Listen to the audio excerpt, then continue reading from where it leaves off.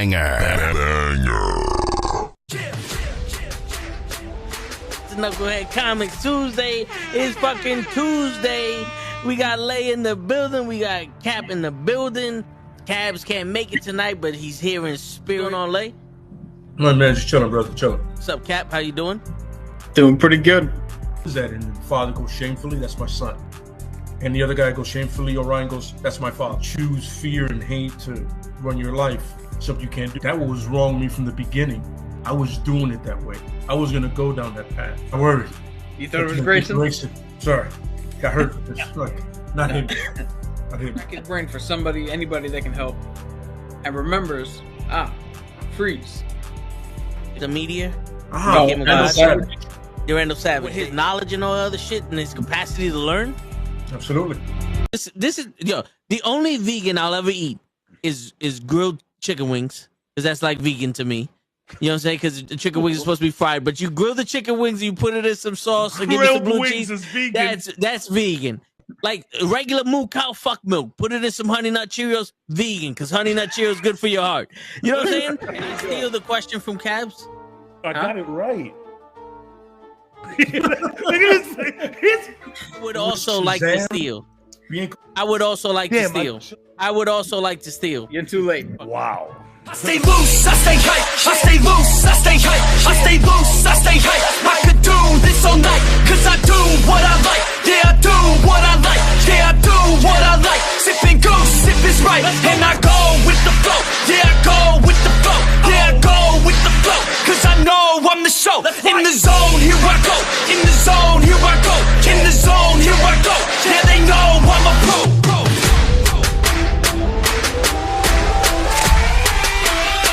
Let's go, let's go!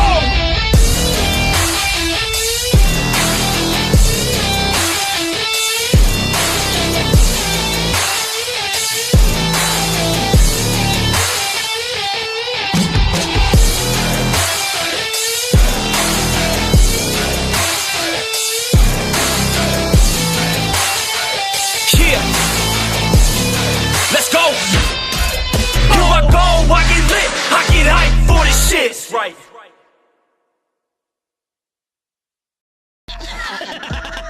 Word. He be like, I got a left elbow and a right elbow. I can break your face with an any elbow. Make sure that you get elbowed in your elbow with an elbow. Got the arm ball, get the farm ball, get around with the arm with the bomb ball. Daddy's gonna take you to Jersey Shore. Yo, what's going on, everybody? It is Tuesday night, and it is the Knucklehead Comics. We are back in the building. U.S. Agent Toe Tags. What's going on, everybody? Shit, as you can hear, the X-Men is tonight is Marvel versus My Hero Academia. We got our respective shirts on. It's gonna be a bar burner, but Yeah, this one's gonna be an actual conversation and not just us going, "They're too strong, man. They're too strong." they're fucked up. But yeah. Today we got some stuff. We got a lot of stuff to talk about. We got Agatha, the first episode, 1 and 2, Agatha. Penguin? We got the Penguin episode 1 and 2. We got one. We only saw one. We got the trailer to Thunderbolts. Some updates on the X-Men 97 season 2.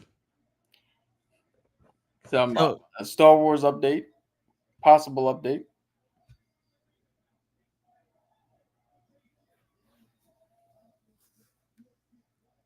So we're gonna start off with some Spider-Man shit.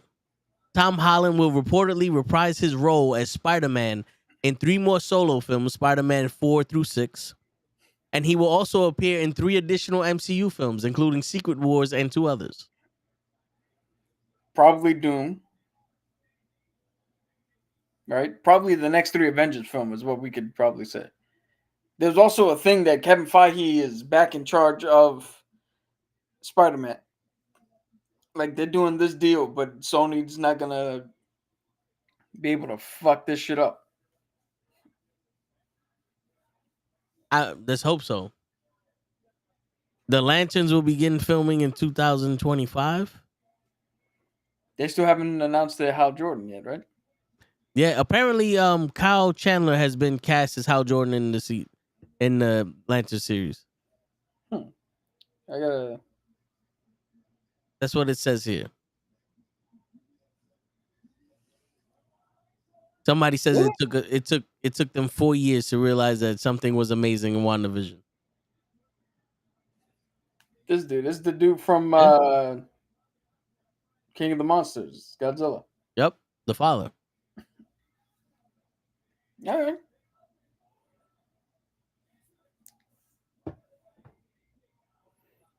I can see it.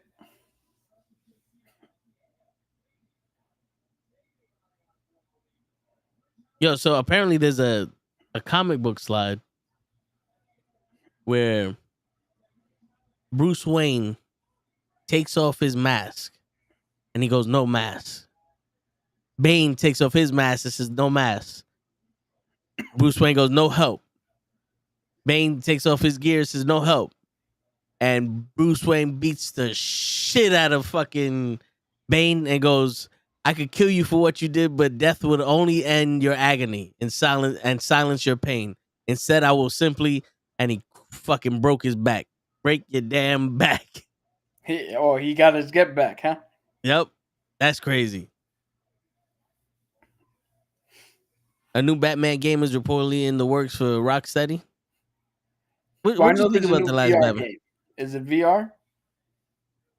Because they got the new Arkham game that everybody was excited for until they said it was VR. Then everybody's like, fuck that game. I don't know what was it virtual reality you talking about? Yeah. It doesn't But- say nothing about that, but PlayStation's trying to get the exclusive rights to it. All right. So then it might not be virtual then. Which, Xbox is fucking up, man. A lot of game companies are complaining about making games for the X and the S. Yeah. Xbox is letting their exclusives be played on fucking PlayStation.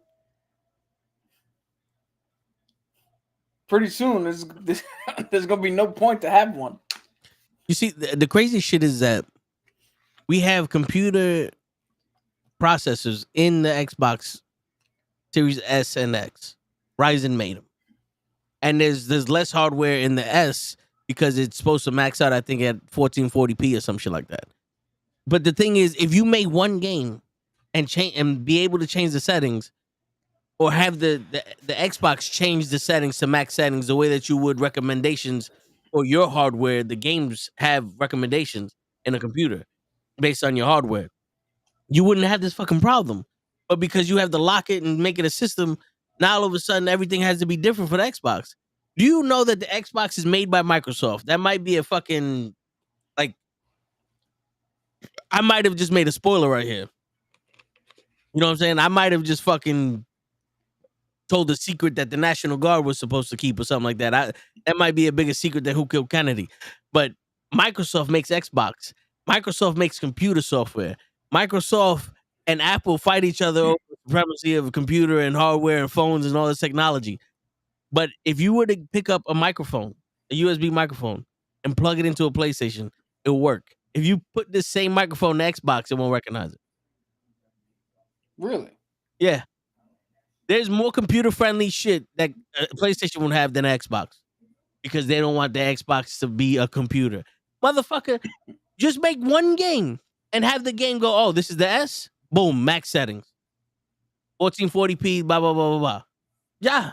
What's the problem? Like, I never understood how a game needs to be dumbed down for some stupid shit. There are graphics cards right now that are fucking $150, 10 years old, that will, if you let it play the game, it'll be fucking 10 frames per second, but it'll still play the game. This shit needs special software. That's just stupid. Yeah. One of the big problems, like for Baldur's Gate, is getting the same. Hold on a second. Because God forbid this fucking dog doesn't bark.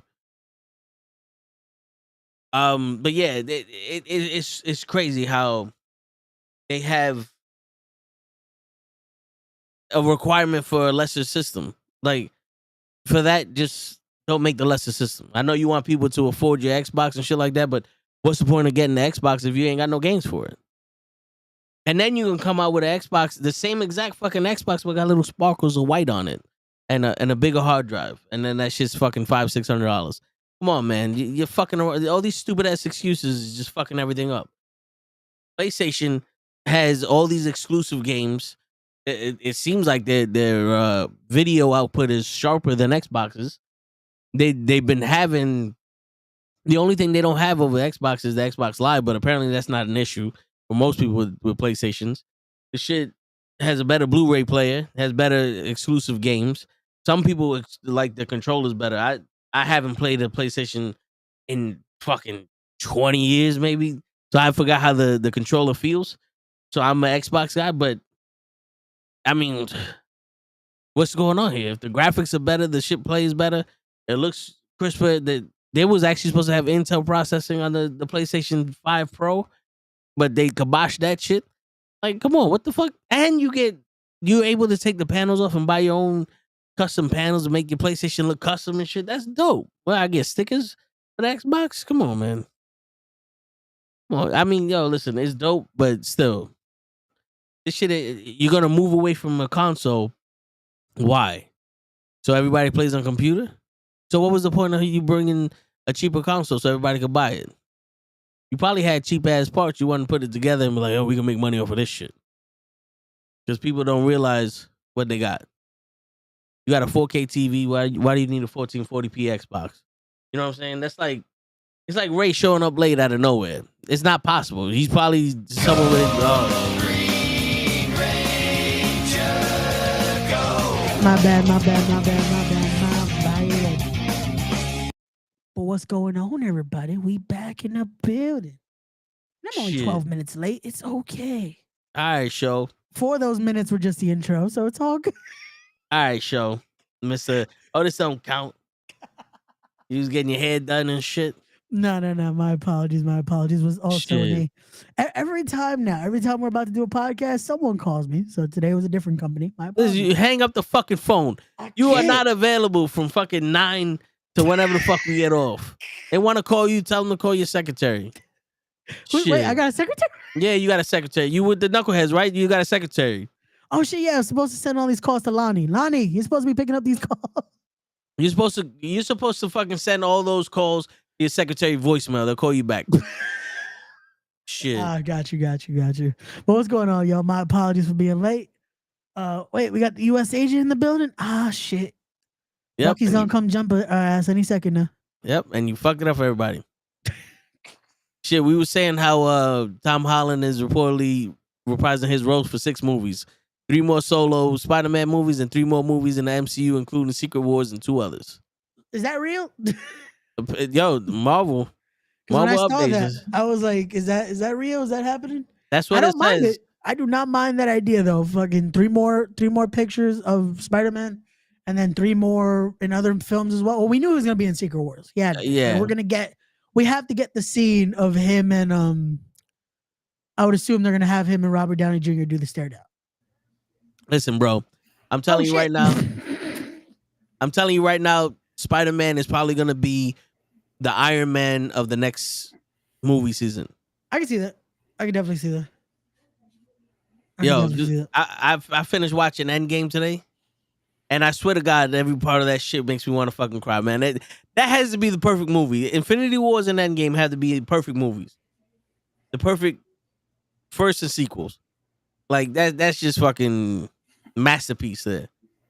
Master fucking piece. That's like Godzilla 0 -1. Masterpiece. Matt Reeves' Arkham Asylum spin-off series is still in development. You know what? So let me ask you this question. Because I made the assumption. The Marvel heroes, everyone wants to see a TV show about. But the DC villains is what everybody wants to see. Why is that? Because the villains are more captivating than the heroes. Also, I feel like we've seen, in a sense, all the heroes already, no? Like we've seen multiple takes of the same heroes. That's like, can we get a little more of a story on these villains now? Just a little more. Shit. I guess it's easier to write a god than it is a fucking bank robber. Well, no, the other way around. It's more compelling to write the bank robber than it is to write the god. Oh, that's what I meant. But yeah, We'll get into it when we get into our review of La Penguin. word. I was talking about the PlayStation and Oh, because the Xbox is slipping with the two different versions. okay. The games are required to make one version for the X and one version for the S. Yep. So before I ran out, what I was going to say was it's not only that they're required to make two different versions, but each version is supposed to coincide and gel together. So like Baldur's Gate, as I was saying, they had trouble because they had to make one spec for the X, one spec for the S, but they both had to play seamlessly with each other.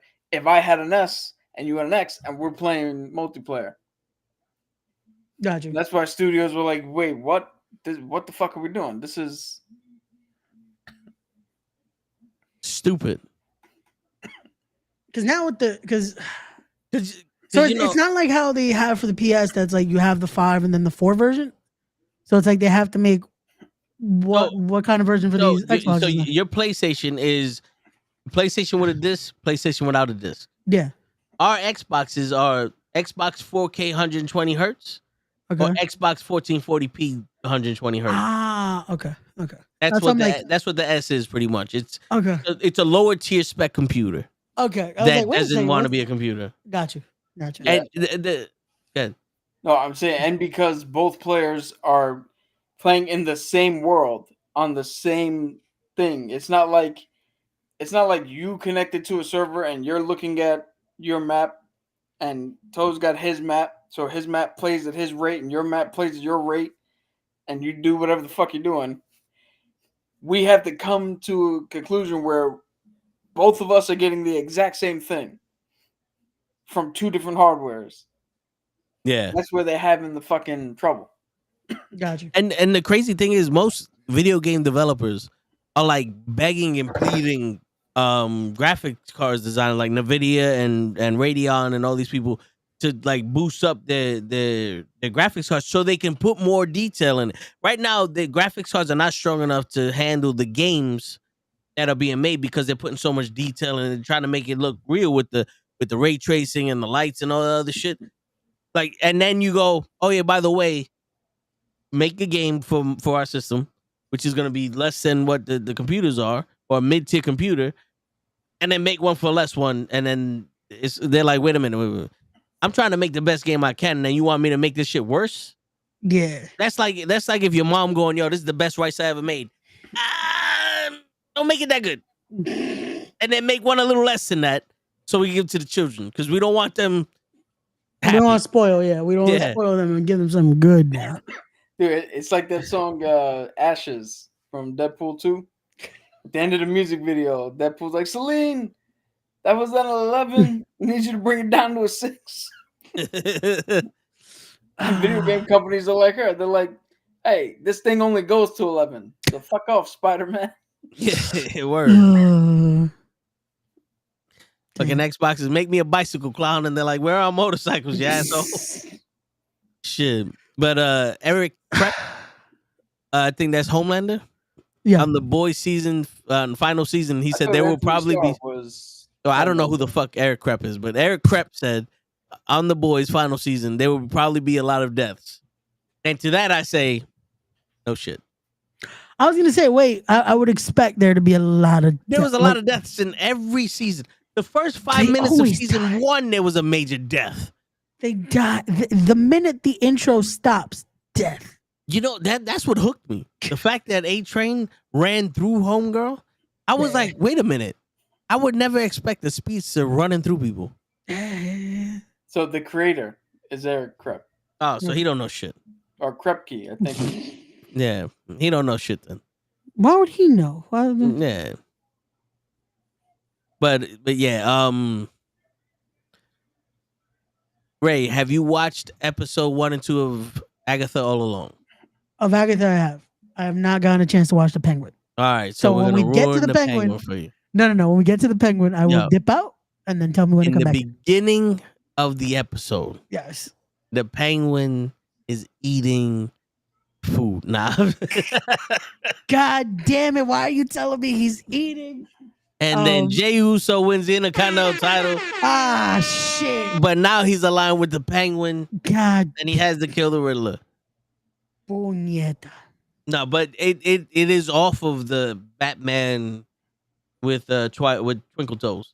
Oh, it's based off that one. Yeah, Okay, shouldn't cool. we? Isn't his like Twilight Man? What, Robert Pattinson? Yeah, is that what really happened? Because he was sparkling. Well, In the he sunlight was and in shit? Twilight. Yes, he was No, in I Twilight. don't know if he has a nickname, like Batfleck or something. Yeah, No, you know what it is? Because I don't know if they thought he was gonna last, so they didn't really give him that yet. He was the thing with he was DC good, is though. No, he was, but it's just like Yeah. you know how it would that like he came in at the time where it's like everything's getting almost yeah, rebooted in a sense. So And- it's like, was he gonna have another film, or is this the end? In a and sense? he's also played the most Batman we've seen. Yeah. Well, Because Batman isn't really a spy. He isn't really a fucking kick ass say names later. He's a detective. And he was detecting shit. The only problem was he couldn't detect what a fucking carpet tool was or a thumb drive without literally having a thumb on the key. But yeah. So it's based off of He that does movie. not have a nickname. It's based off of that movie and it's in that universe.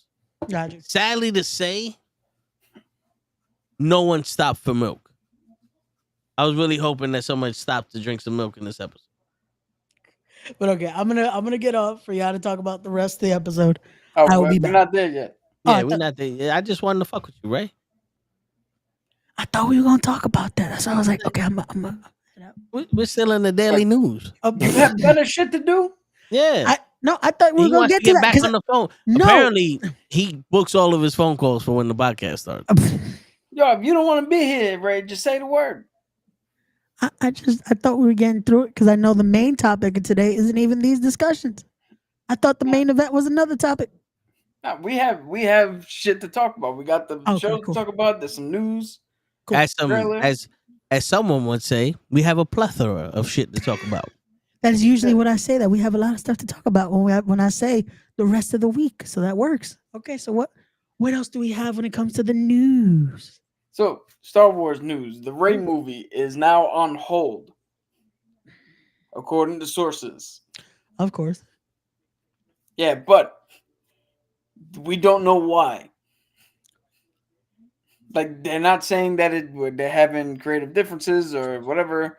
We just know that the writer, who I believe is Stephen Knight, who's the same guy who wrote Bumblebee Okay. and other movies, I know, but Bumblebee is the one I know for sure.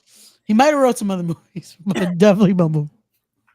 And he wrote 4 fucking scripts, 4 drafts, and each one of them, Kathleen Kennedy has been like, let me give you some notes. So it is creative differences.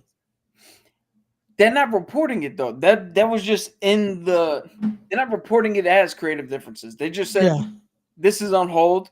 This is what we know. We know Gotcha. there's been 4 scripts. We know she's been giving notes. We know we have this director. We know we have the like. So, Ray isn't gay enough. Who knows?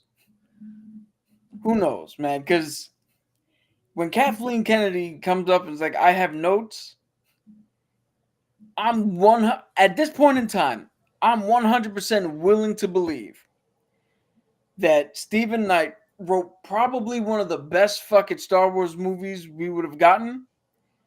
And Kathleen Kennedy was like, nah, man. This ain't the direction we're going. Yeah, we don't write Star Wars movies. We don't do Star Wars. I can't do that accent, but... But what makes you think we do Star Wars here? She's not a Skywalker. Get out of my studio. Get out of my studio. We don't do Star Wars no more. We do Star Trek. Get out of my studio. Go aisle 14. Get some tape and fuck off with your Star Wars. Yo, all I know is that if that Ray movie actually happens, the opening crawl is just gonna say somehow Ray got to this point in her life. Word. Ah, Yeah, but yo, listen, I honestly think it's true what Cap said. People are going, yo, this movie's good, but nah. We have our favorites. We learned from Triple H and Vince McMahon. Lord Jesus. Yeah, we learned that just because you make a good movie doesn't mean that the world's ready to watch a good movie until we tell them the movie's good. Yo, Yeah. to piggyback on him on what Toad just said, I think what's happening behind the scenes is somebody comes up and like, here's a script for a Star Wars project, and they're like, it's good, but where's the message? Like the message is the hero's journey. Learn from your failures. Learn where you could succeed. How success look. No, where's the message? You know what happened? They go, how come she isn't falling in love with somebody? We need her to fall in love with someone because she's a girl.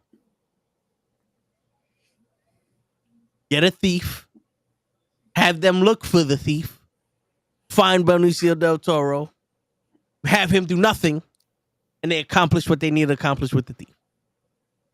Yo, Why randomly Benicio del Toro? Because that's what happened in the last one. in the last They Jedi, went yo, looking for a master thief and they found him and they not didn't to need bring him. up, not to rehash that shit. They were told specifically to look for a guy with a fucking rose brooch or whatever pendant on him. Yeah. They show us the motherfucker they told us we were supposed to be looking for. Cut to, they just found a random dude in a jail cell, and that's the guy who's gonna take us to finish this mission. Fuck trying to find the guy you told us to look for.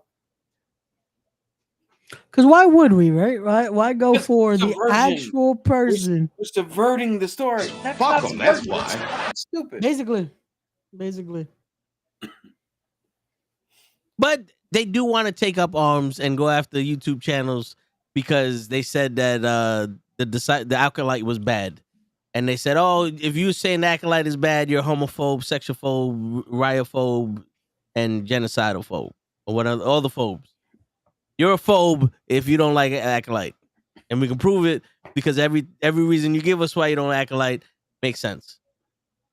And we said it was gay, and you said it wasn't the problem, and we said, fuck you, sir.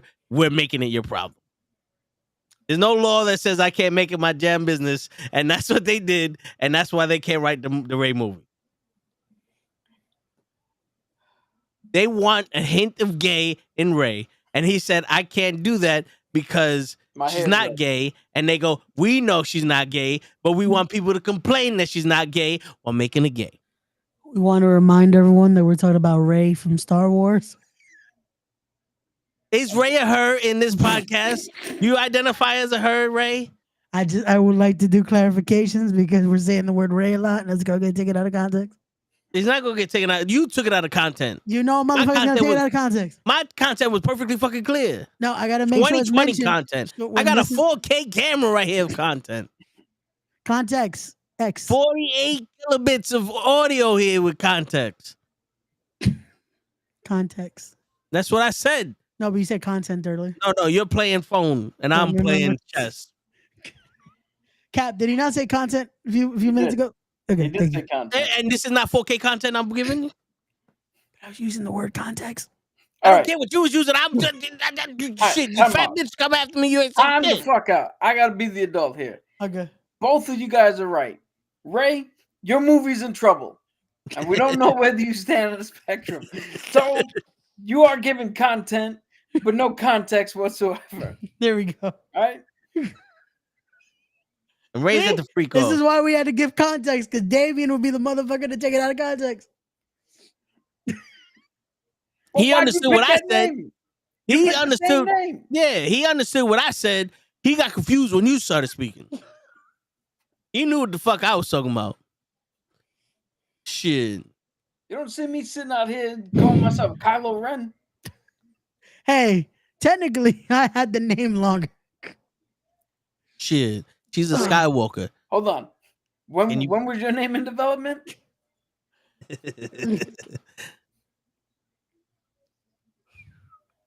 See, then you didn't. If you can't prove it, it's not what you know, it's what you can prove.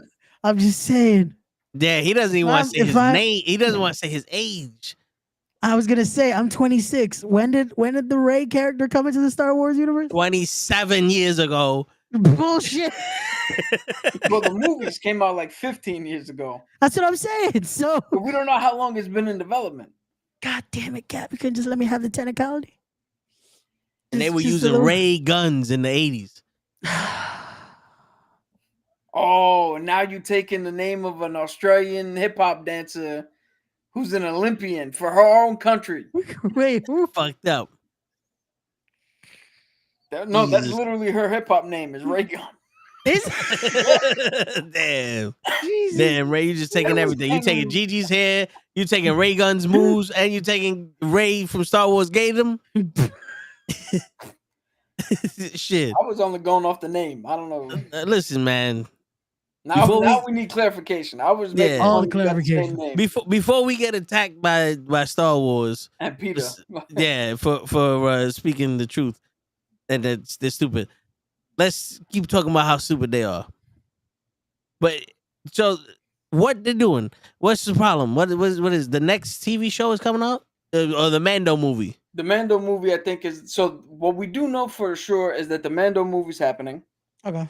And I'm blanking on his name. I just had it in my head. Pedro Pascal? No. I'm trying. The director of Logan. He directed the last Indiana Jones movie. The name is on the tip of my goddamn tongue, and I can't do nothing about it, and it's pissing me off. James Mangold. Nope, that's not it. Nope. Patrick Stewart. It's James Mangold. There you go. There you go. James Mangold. What the fuck did I just say? You said James Mangold. Mangold. No, so you gotta enunciate. There's only one G in there. Yeah. It's either Mangold or Mangold. Not Mangold. Thanks for joining us, Ray. Your movie's comes out March 3rd. So he's got his own movie called Dawn of the Jedi. So far, it's gay. That's still gonna be happening at some point between now and when I become 84 years old. All right. So when did the obsession with gay shit happen in Star Wars? When the Acolyte started. I guess so, right? During the press conference. Because nobody said anything about gay shit before the Acolyte. And that was not the problem of anybody. They went to war with that shit. And I'm gonna keep bringing it up because the mama keep bringing it up, and I fuck them. You want to die in the hill? I snipe you. Fuck it. Let's move on to something that's I haven't hold heard on. anything bad about yet. All right. Well, I'm expecting to. Before you do that, let's go to Ross Marquand. Who? Ross Marquand. Marquand. Marquand. He keeps pitching a miniseries that follows Steve Rogers in Return to Infinity Stones. Do you think it's too late for that? Yes. I think we have far surpassed the time for the blip and exploring all that. And right now, anything that involves bringing back the originals in any capacity, including playing Victor Von Doom, comes off as a hit the emergency brake. We fucked up. We need to give them something that they're gonna cheer about until we can right this ship. Okay, so how about an extra credit scene? We go back to the house. Steve Rogers is dancing with Peggy. And Reed Richards walks in and goes, Captain America, we need you. And Rorschach's just sitting there going, and I'll reply, no. I just had to put that in. That was a good line for them. But what would you say if Reed Richards comes in and says, "Cap, we need you"? So then we're establishing that when Cap met up with Peggy, that was in the alternate version of New York in that 60s. I would assume so. Yeah. Because remember, now that's a variant timeline. Yeah, and that will keep it from Cap had to live the entirety of our timeline just sitting down and watching all the shit happen. I mean, yeah, you can make a good story out of that, but again, it's past its prime. It's like somebody, it's like the world's greatest baker coming up and going, "Yo, I made you your favorite cake." You're like, "Great, it's 3 a.m. Do I have to eat it now, or can I go to sleep, or what the fuck are we doing?" Right now. It's 3 a.m. I don't give a shit that you made the greatest fucking cake. You know what I would say? Let me get a little piece. I want to taste the frosting. I want to taste the frosting. We'll go back to sleep later. But Don't all right, touch my sesame cake. word, because I've been giving this some thought. Now, them in a futuristic 60s, that movie, it's the perfect timeline because the 60s to now is what? 60 years. Yep. So with them being the Fantastic Four, they can age a little slow. Let's say if they're 20, they're going to be 80 something, but they age a little slower, right? They could possibly end that movie and go present day the same way they did Avengers 1. Or the first Avengers with Cap.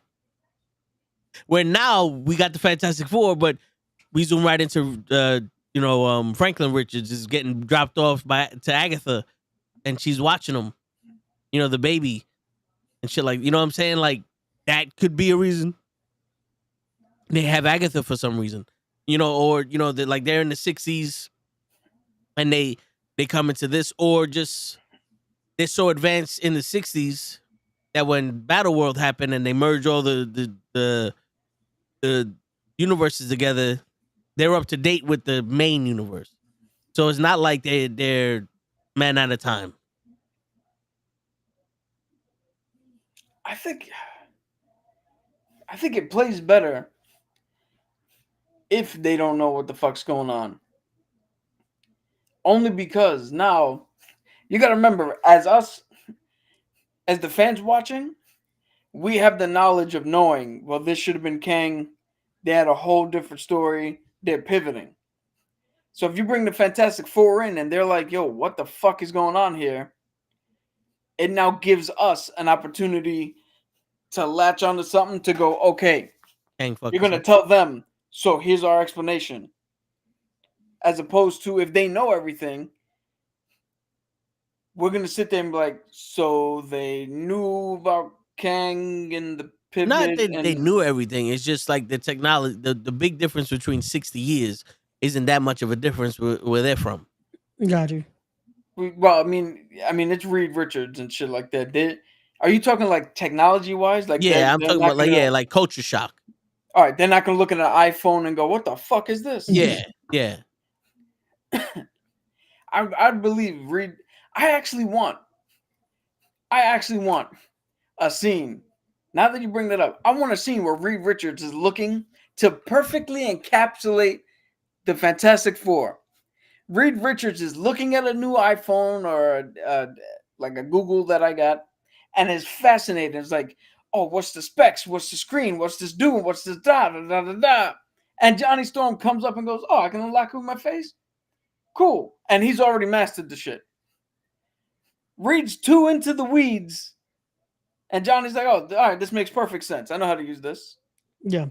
That will perfectly encapsulate their dynamic, their whole characterization, and get them up to speed with, okay, they can figure it out. They're not stupid. And we just said here, your process is a little bit too slow for the. Yeah, because Reed would be like, wait, they're only processing at this thing, but Herbie does blah blah blah, and then Herbie can come up and say some shit, and everybody be like, what the fuck? Everybody here from our side be like, what the fuck is that? We ain't got that.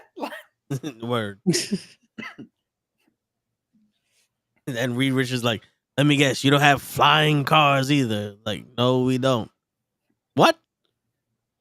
You still use rubber?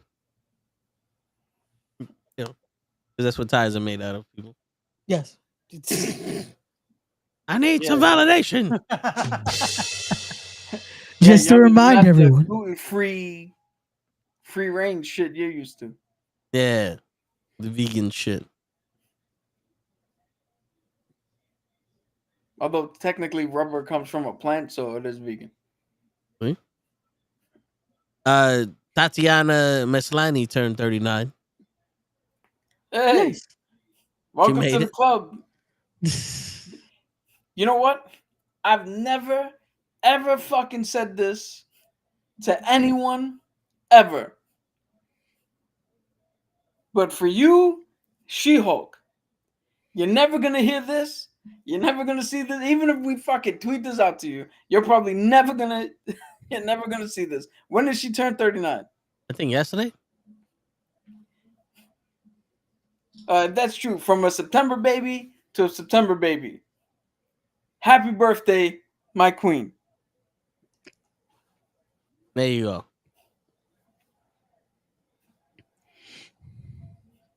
Which is crazy because that's how she looked, and then they made her look like That's what I was saying the whole fucking time. How you gonna tell me that woman is undesirable? Word. Happy birthday.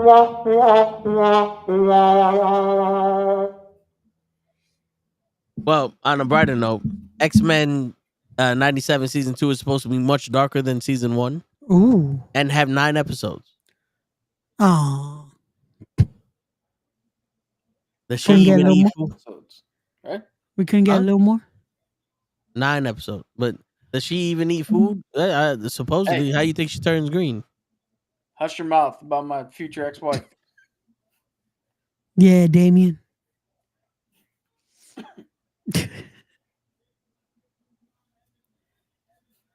Another great news. The official trailer dropped for the Thunderbolts. Yes. Which I saw the one that was leaked, and this had a little bit more in it. Okay. From what I saw.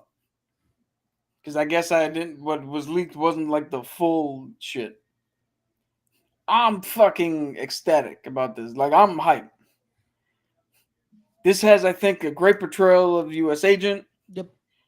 I think Yelena is going to be fucking great. Yep. I think Red Guardian is going to be hilarious. Bucky looks like, he's back to kick ass. He's not fucking around in here. Yeah, this looks like the Bucky we know. This isn't like the Terminator Bucky from Winter Soldier. Yeah, no restraints here. Yeah. Ghost looked pretty cool with her floating through people when they threw the fucking blade at her. Yeah. She phased through it and caught it. That shit was that was dope. And Lay, I'm about to commit blasphemy to you, Lay. But I like Taskmaster's new look. Yeah, I was gonna say I like the new suit. I like the new suit. I'm willing to give it a chance. She might be. Maybe she's better in this one. We'll see. We'll see. So far, I mean, but I do like the fact that when they were in that room throwing the knives at each other, it was like, oh, everyone here is on the level. Yeah. Everyone here is on the level. You know how it was like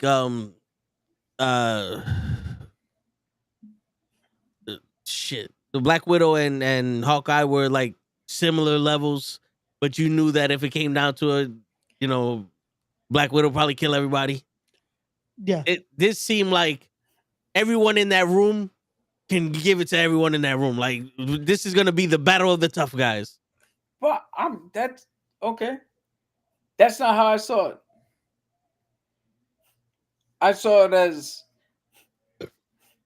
Yelena would probably get the drop once you figured everybody out.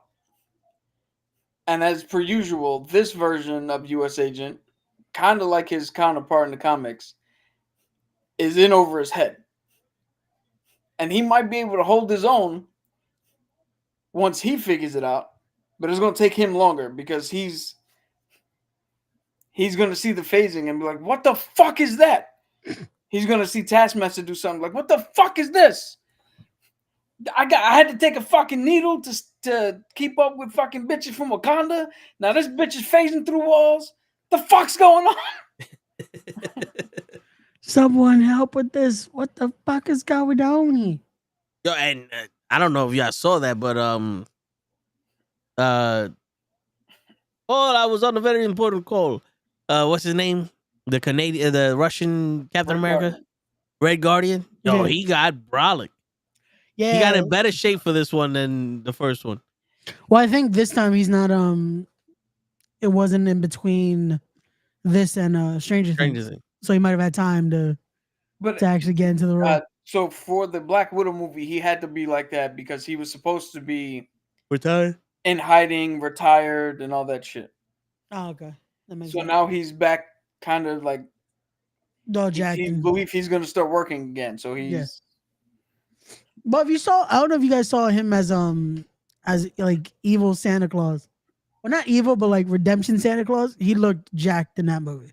Yeah. Like, That movie was one of those movies where you look at it and you're like, do I really want to watch this? And by the end of it, you're like, I'm glad I watched this at home. It wasn't that bad. oh no, I saw that movie in theaters too. That's the crazy. I enjoyed that movie, but it's just one of those that I was like, this was a crazy movie. I didn't think I needed. I ended up watching. Nah, I think that's a movie that I'm like, yeah, if I can watch it at home, good. Gotcha. Like Rebel Ridge didn't come out in theaters, but Rebel Ridge on Netflix, if anybody's ever seen that one, that's kind of new. That's a movie that's like sitting at home. It's a good movie. I enjoyed it. If I had to pay money to go out and watch it, I'd be like, nah, this movie's not that good. Not to be confused with Rebel Moon. That movie sucked. Yeah, and the director's cut fucking sucked. And I didn't even watch part 2, but that fucking sucked twice.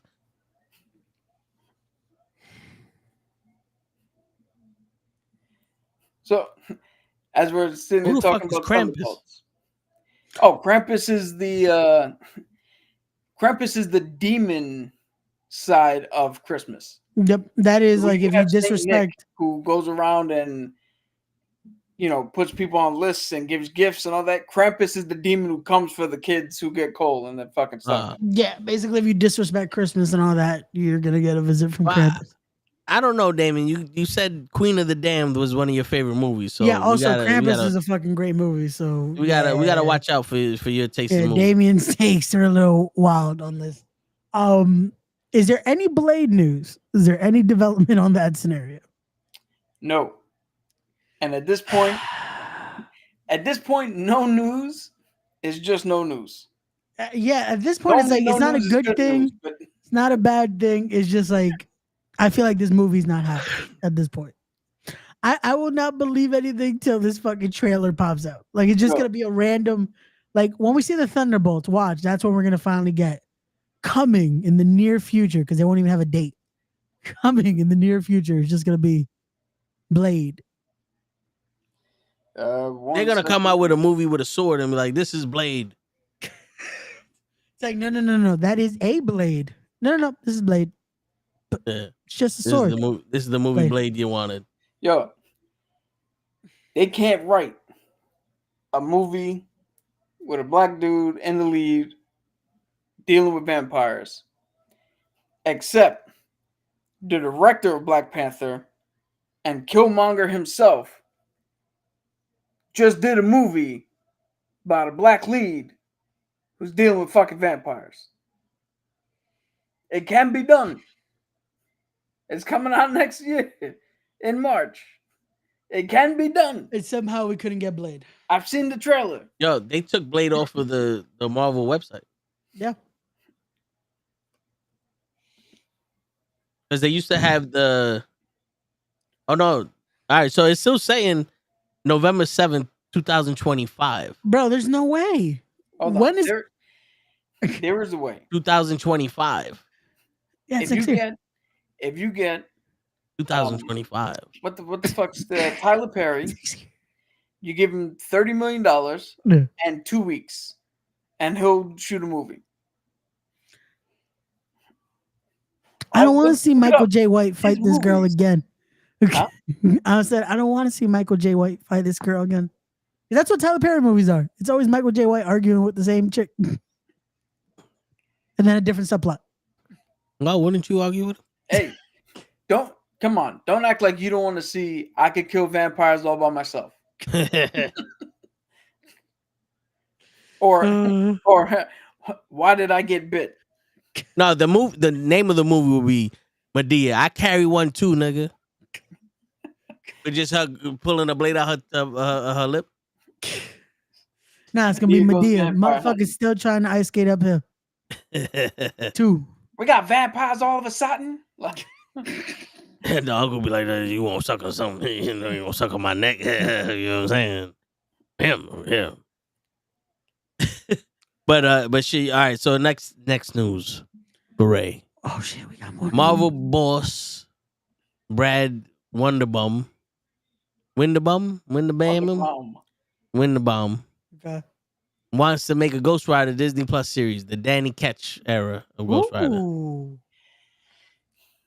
yo, all right, I'm on board. One condition. You Shoot make this motherfucker. Oh. Yeah. Shoot one of pick one and go ahead. Right now, because he had 2 minutes show. Right in the peck. Or put him through a table. No. Okay, yeah, that I would take, but See? the fact that the I got gunshot, him. He just agreed to get put through a There- table. there you Officially. go. I will put, What's it for? I would take the table spot. The fuck? Why was gunshot part of it? Yo, people get shot every day, dude. Yo, Rick, Motherfucker, I don't want to. there's only 2 choices in life. Nobody want to get shot. You get shot or you get put through a table. There's I'll only take 2 the choices. table. This is America. I'll take the table kindly. So the one actual condition I have, which again, Marvel's never gonna listen to me, so whatever. But make this the actual first fucking full horror experience from Marvel. Agreed. Because You have a man who literally turns into a skull with flames, who chases down demons. Make this a horror fucking show. I thought this would be a rom-com. Danny Ketch doesn't have a girl like what's his name? Like Blaze. Jessica Alba? does. Johnny Blaze, you might be able to do it because he's got Roxy. But Ketch doesn't have anybody to my knowledge. So make this a horror fucking show. Make this fucking scary. Make this fucking. It doesn't need to be rated R because he's fighting demons. So yeah. we don't need blood spurts and all that other shit. You could do it kind of like what Werewolf by Night did. Yeah. But you bump up the suspense and the tension. No. But yeah, this needs to definitely be horror. Like if you could do this full horror, oh man, shit. I would love if they had Sam Raimi attached to this too, though. 'Cause that would have been dope. Nah, you know who I want attached, and it might be too much if he's attached to it. Yeah. But I gotta make sure I don't butcher this man's name. Got you. Come on, man. It's not. It cannot get as bad as me butchering fucking James Mangold and saying it correctly. I don't know what the fuck I heard, but apparently I butchered it. I don't know what you're talking about. I said his fucking name right. Yeah, and I've repeated what you said when I heard it. I was like, oh yeah, James Mangold. No, I don't know what you're watching. That's exactly what happened. That's Freddie not him. Alvarez. Oh, okay. You get Freddie Alvarez, and this is gonna be some shit. Yeah. But That'll that be might dope. be too much. Yeah. It's yeah. We shall see. Yo, that's so true. So for anybody who doesn't know what's being referred to here is Winnie the Pooh is in the public domain. Oh yeah, and they've already they made made- 2 horror movies out of it. Which they're making a trilogy out of, Yep. and then they're making a trilogy for Tigger. Yes. From what I heard, they're doing like a whole universe. Well, yeah, because they did the Winnie the Pooh. I think I could have sworn I saw the poster for a Piglet one that is supposed to come out soon. It's just it's crazy that this is an idea that's like, well, now we're gonna keep going with this. I did not see the first one. I wanted to, and I'm like, I don't want to put myself through it at the same token because I like horror. And I've I like heard one horror. or two things. Mm.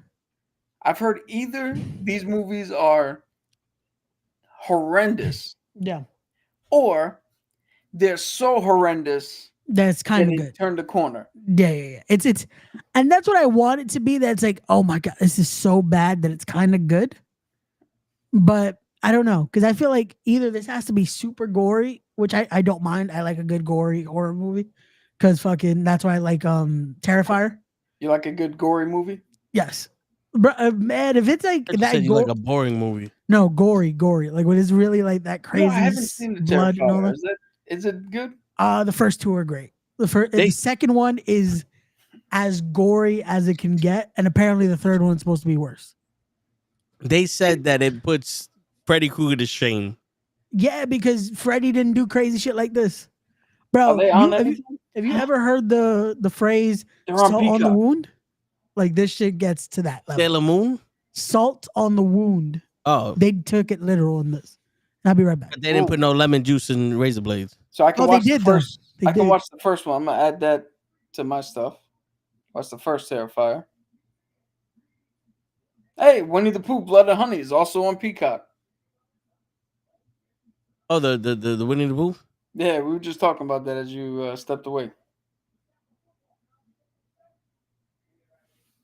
Let's see. Terrifier 2 is Hold on. on. Netflix is making a Man on Fire series? Is it? Apparently, Oh shit! Terrifier 2 is on Amazon. Well, shit! I know what I'm watching for fucking Who's it? spooky season. who's damn, what was this? Candyman, right? Yes. Candyman, this girl's Man on Fire. Okay. Which you know what I love about this? You know. He's That the supposed to girl be is gonna playing be Wonder allowed. Man. What? He's supposed to be playing Wonder Man for Marvel. Oh, nice. I What? I don't know if that series is still happening though. You never know. Yo, what I love about this is that if this is the girl, the little girl, she's obviously older. What I love about this is that Denzel Washington comes back younger and alive. Because Denzel Washington died at the end of that movie. So wait, so you want him to cameo? No, if he's gonna play Denzel Washington's part. Yeah, well, I mean, this has got to be just going off of the first movie, right? Yeah, but if he died in the first movie, how does he come back alive and younger? Well, I mean, Black they don't just, crack, but shit. They just redo the first movie. They're not gonna pay. It's not a sequel series. Shit, this girl better look taller in her pictures than she does in real life. This girl look older than that girl. It's in the group chat, Ray. What? You know what? What did you do, Ray? All right, so are we done with the news? Can we get into these episodes before we get into our main event? Supposedly. Why are we doing a Man on Fire reboot? And yeah, she's definitely a lot older than the girl was in the original movie. Why not? Why not do? If you have a good show, Yeah, what is it supposed to be on? Netflix hasn't been bad. Like I was telling Toe to check out Heels. So if they keep going with tracks like that, we saw Heels when it had its first run, at least the first 2 episodes. yeah, When it was on Stars. it's not bad. I finished the 2nd season. I want a 3rd season now. Like I'm gonna try to see how it works, but I'm gonna try to get Mike O'Malley on the podcast. I would love to break his mindset on all things wrestling and all that. So we shall see. But So, Agatha, all along, what do we think? First 2 episodes in the books. Next one at least tomorrow night. Not at 9, is it? Yeah, because it's 6 o'clock for the East Coast, West Coast. 9 o'clock for us. why does the West Coast get everything early? Damn it, DJ. Well, they don't. Well, yeah. Because their 6 o'clock doesn't happen at our 6 o'clock. Yeah. They get it at the same exact time. It just the illusion of time difference. Yeah. No, that has been the funny thing, seeing my cousin like going to sleep so damn early. He's like, why am I so tired early? I'm like, no, it's not early. You're used to our time. Yeah, It's your just body thinks it's fucking like birds. You just gotta cover the window to show darkness because you're like, oh, it's gotta be nighttime. Word. Well, all right. Let's get to the criticism of it. A lot of people were saying that it's slow, that it was boring, it was bad, and all this other shit. And for the first 2 episodes. Well, they got to see the first 4 episodes. Oh, because some major critics got to see the first 4 episodes, but everybody said that it was really slow. I didn't mind the slow build on this one though. Just because, again, I think we all agree here. The 3 of us went in. Did we have any high expectations on what this show was going to be? No, I had no expectations So it's like, whatsoever. For me, I feel like anything is just, we're going to get a taste of something here. I didn't expect this to be like, first episode, holy you know? It's like, what did they want from this? Like, here's Mephisto, because we're going to fucking call for Mephisto 50 million times. Yeah. Like, They wanted it to start off with her dead, Mephisto coming in, and Blade killing everybody. Apparently. It was Agatha all along. They couldn't write a good Blade movie. He was in the show. But I didn't get slow. To me, slow was WandaVision. Slow was the first 3 episodes of WandaVision, because that was them showing just actual sitcoms. You saw the beginning of it. I was like, oh shit, are we gonna get multiple sitcoms from this girl? And then you start seeing like, oh no, somebody's trying to break her out of this. And then the first episode, they break her out, and she's like, how long have I been in this fucking town? Pretty much. And the dude's like, you want to put some clothes on? Fuck clothes. Put the machines back on. I hate this fucking town. And then episode 2, we get down to business. Yeah, they're going down the witch's road. Which seems like the yellow brick road to me. I thought that was supposed to be the little tease of it. Yeah. But it might be, because if you look at how the yellow brick road starts, it's that spiral that you got to walk out, and then the staircase was the spiral. Disney has the rights to it, so why not? I will agree with the criticism. It was slow. I was intrigued, though. I was intrigued by the cop nature, but the whole time I kept thinking, he's a bad cop. Why is she doing Fargo? Why everybody else is just doing normal fucking... Yeah, we're cops, but we're not from a specific region of the country. Well, if you think about it, right after the reality TV came the new surge of Law and Order and Chicago PD and LA CSI and all this other shit. It was like we got the cop the cop TV shows came in at a forefront. So it only makes sense that she's stuck in a cop sitcom. I'm happy it was only for a first episode. That was my worry too. I thought, oh, here we go again. We're about to get dum. We're about to get Law and Order. It was just gonna be different cop shows each episode, and it's like, okay, no, okay, this is just that. If it would have been that, then I get the criticism of it's slow, but it It went like that. And I was really like, she's a bad cop. Yeah. She is really a bad cop. Like all these clues, and you did nothing. Dude, immediately when Aubrey Plaza came on the screen and said one word, I was like, she knows way more than she's letting on. Yeah. So, speaking of the criticism, there is a bunch of people who are saying that this show is already a failure. Jesus Christ. I don't know what the numbers are, like the viewing numbers. But according to Rotten Tomatoes, the critics have this at a 78%, but the fans have this at a 79%. According to Screen Rant, it's a 7 out of 10. IMDb has it as a fucking, what do you call it? 6.7 out of 10. So it's almost a 4 out of 5 on Google reviews. Jesus. It just beat Secret Invasion on the Forbes list. In So it terms is- of viewership? Yeah. It that's just beat good. Secret Invasion. But that's good though, because it's not the lowest viewed shit that Marvel's had. Yeah, it's right there though. That's like, damn.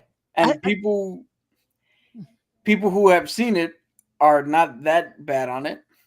There was one woman who I saw, I believe her name was Snarky J, who didn't like the show, but all of her reasons were like legit reasons.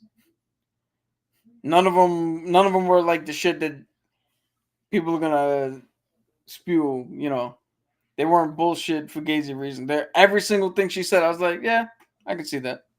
No. I understand that. And I'll give it this. I think it's definitely going to have the low viewership for now, just because like there's nothing that's really. But Oh, I need to see this right now. You know. yeah, Like there's even no last night we fan talked base. with Gigi. She's gonna probably just binge it at the end once all the episodes are out.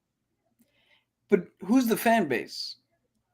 Like that's the one question everybody has, no matter what they think about it, Yeah. everybody has been asking this question. Who is this made for? Yeah. The Halloween people. But you put this out in the middle of September. This is not even Halloween time. A lot of the fucking horror movies come out in September. Well, yeah, and like most of them are coming out earlier than earlier around that year time frame. And you know why? Because most of the time, people are going out to Halloween parties. Well, not even that. The consensus is most people are gonna end up watching the classics during Halloween. 'Cause that's what I do. I like to end up watching shit. I'll rewatch fucking the Michael Myers series. I'll rewatch a bunch of this shit. Terrifier, I think I'm gonna end up getting to see the next one that week before Halloween. Hey, part 1 is on Peacock. Part 2 is on Amazon Prime. So I'm gonna catch up. Not watching, man. Trust me. It's again, if you like gory horror movies and if you just want to get a good laugh too, because it's not. Trust me, you're not gonna get fucking scared, but you're gonna get fucking just have a good laugh. Like I remember when I saw Terrifier 2 in theaters, there were people that legit got disgusted by certain kills, and me and my best friend's sister are just dying laughing at shit, Dude, and they're looking at us like, speaking of getting horrified by certain kills, I want to see In a Violent Nature. "Oh, I A heard Violent Nature, but I heard so many good things. I did not get a chance to see it it." didn't stay in theaters long enough for me to catch it, and Yeah. I don't know where the fuck it. I don't know where it is streaming wise yet. I think it might be going to Amazon, if I'm not mistaken. I think it's going to Amazon. But I heard good things. Krill said it was good, if I remember correctly. It's an AMC Plus. Is it? Okay. I'm not paying for another fucking. Oh, Amazon Prime. Called it. But no, it's probably Amazon Prime with they have to get the extension though. Yeah. You have to get the AMC Plus thing. That's how I did for Stars. Small caveat, as we always do. Yep. What was the last movie that really scared you? Because I can tell you the last 3. The last one that scared me honestly was fuck, what was the name of it? It was a Spaniard horror movie that they legit banned it out of the theater because of it was Oh, supernatural. Veronica? Yes. Yes. Yo, That scared the Bleak, fuck out of me. Bleak told me to watch that movie when it first came out because Yeah. it was on Netflix. Yep. And I don't know if it's still on Netflix. I believe it still is, but I just didn't get a chance to fucking watch it. bro, that horror movies now, like I said, to me, I laugh at a lot of the shit. When it's really good, it'll maybe give me a little like, oh shit, the suspense gets me. But that movie fucked me up for a few days. To the point, like to the point, when I took an elevator alone, I started getting like antsy and twitching a bit. Like that movie fucks you up. Veronica, right? Yeah. I just put it on the list. Yeah. You know, I don't watch. To bring back an old school thing. You just made the list. But yeah, that's one that's like and again, I've watched horror since You just made the list. I was like 4 or 5. You actually have them? Yeah. Yeah. So I grew up watching horror, but that was one that, and it's crazy because it's supernatural. So it's shit like that fucks with me for some reason. See, supernatural doesn't really get me. Here's the last 3. Okay. Hereditary. Okay. Yo, there's a scene in Hereditary that I was like, oh shit. I had to stop. I had to like, all right, let me fucking calm down before getting back into this. Yep. The other 2 were It Follows. Okay. I have an overactive imagination. Yep. It took me 3 days to watch that movie. Yeah. Because I just every time yeah. I feel like somebody's there, and then you walk in the street and you're like, my mind plays like, tell me I'm not the only one who sees this motherfucker walking right by him. Yeah. And then the other one was, it's a PG-13 movie, the best PG-13 horror movie I've ever seen, called Lights Out. Oh, okay, yeah. Lights Out that was got you? fucking good. Okay. That got me because where we used to live on St. Pete, Okay. our front door had a motion light.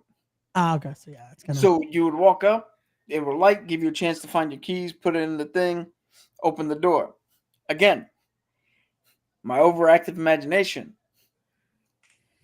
I would get there, the light would come on. I would think nothing of anything. The light would go out, and my imagination would go, you're attacked! You're attacked! You're dead! You're dying! And I'd be sitting there like fucking hitting the light. Oh man. Dude. You know what's a movie I thought, because I finally got to see it, and it's like, okay, this didn't fuck me up as bad as I thought it would, but just the trailer itself, the premise of it fucks me up. Smile. That's why I don't want to see the second one.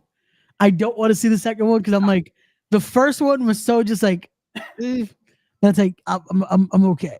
Like, Smile was great, and I was like, that didn't scare me at all. But I was like, this movie's good. It's not scary, but it's good. Yeah, dude. When I was down in Florida, we probably have all seen this video where it's a mother and a kid driving down a road, and it gives the sense like we're about to see a car accident. Okay. And then at a certain point, a zombie jumps out at the screen. Yep. So they played that for us during one of our training, right? And then we had to walk home at night. And my overactive imagination, every time I turned a corner, I was like, because that's the one thing about me. I can't turn it off. Got you.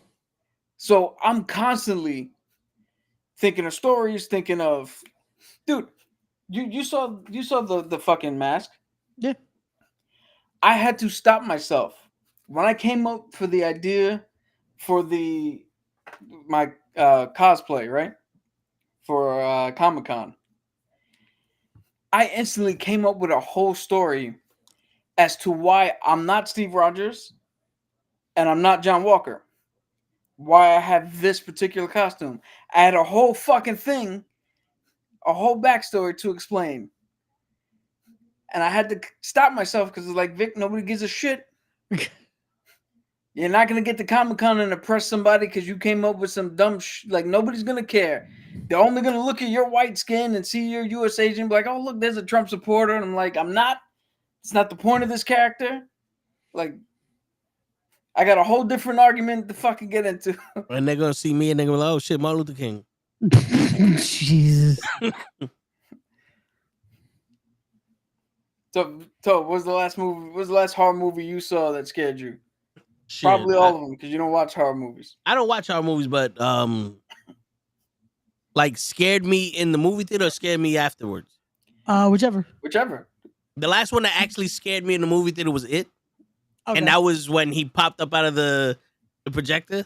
I was like, he gonna get big. He gonna get big. It's over. You can't defeat him. You can't defeat him. Yo, I remember that. So normally he don't say shit, or he's asleep. I remember him saying he could get big, and I was like, I remember looking at him and going, out of all the things, that's what got you. Get bigger. What the fuck? It's unbelievable. I was like, he's a god. You can't kill him. He can get bigger. That's it. It's over. It's over. You need a Hulk. It's over. So now we know. Now we know. So number one fear is just height. Yep. If you can get taller than him, he's afraid. If it can get bigger, that's it. Game over. Just get bigger. No, but you saw how big he was outside that. I was like, holy shit. This motherfucker turned into Apocalypse. There's no limit to his magic. He gets taller. There's no limit to his magic. He's impervious to pain. He's impervious. Nothing can kill him. Nothing can kill him. They still He killed killed him. Jesus. It's like he died though. It's okay. He got. So which one got you outside of the theater?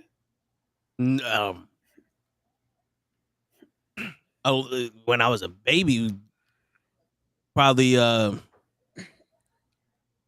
I said, I didn't watch them like that.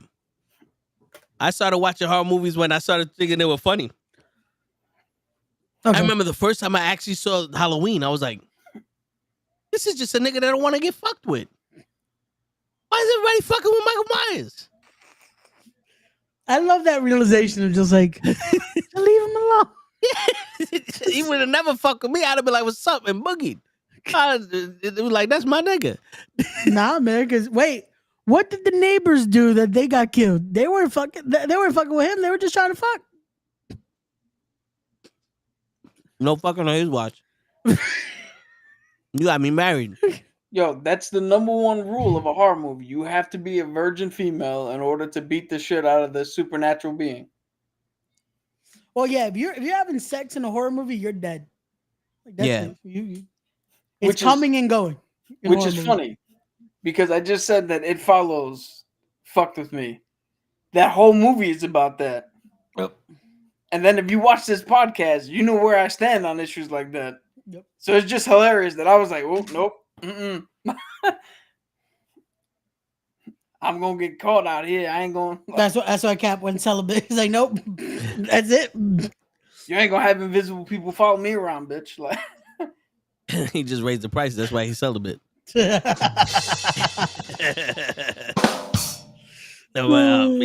I think that was it. That was. So to get back to our on topic here. See that, but that's the thing. All of that to show you guys, we have very imaginative minds and we like creativity. Yeah, And and still, also this to show show you is that, okay. Also to show you that there's really not much to talk about with Agatha. But it's still 2 episodes in. Like, Yeah, but I feel like we're gonna have a lot more to say about Penguin. I need to watch Penguin. Yeah. That's only one episode. I'm sorry. Well, I need to well, watch Penguin. here's the thing, though. Every single one of them girls, except for the Asian chick, doesn't have powers. Well, like they don't have useful powers because No. this girl, what is she, a clairvoyant or something? She could talk to the dead. Sure, She she's can a see the clairvoyant, future. so she can see futures and Yeah, the black girl was shunned from using her powers. She was banned, she so she lost don't her have powers. powers. Agatha doesn't have her powers. The Asian girl is defense. She had her powers, but that's it. And then Blackheart. Am I Yeah. supposed to know the words to this song? Oh, that lady, they drug her along. I don't know why, but We all know who Blackheart was. We all know who Blackheart was supposed to be. Well, The Blackheart original- is the other one. I'm saying the witch that was Yeah. that won the killer. Yeah. Who everybody's thinking she's actually Death.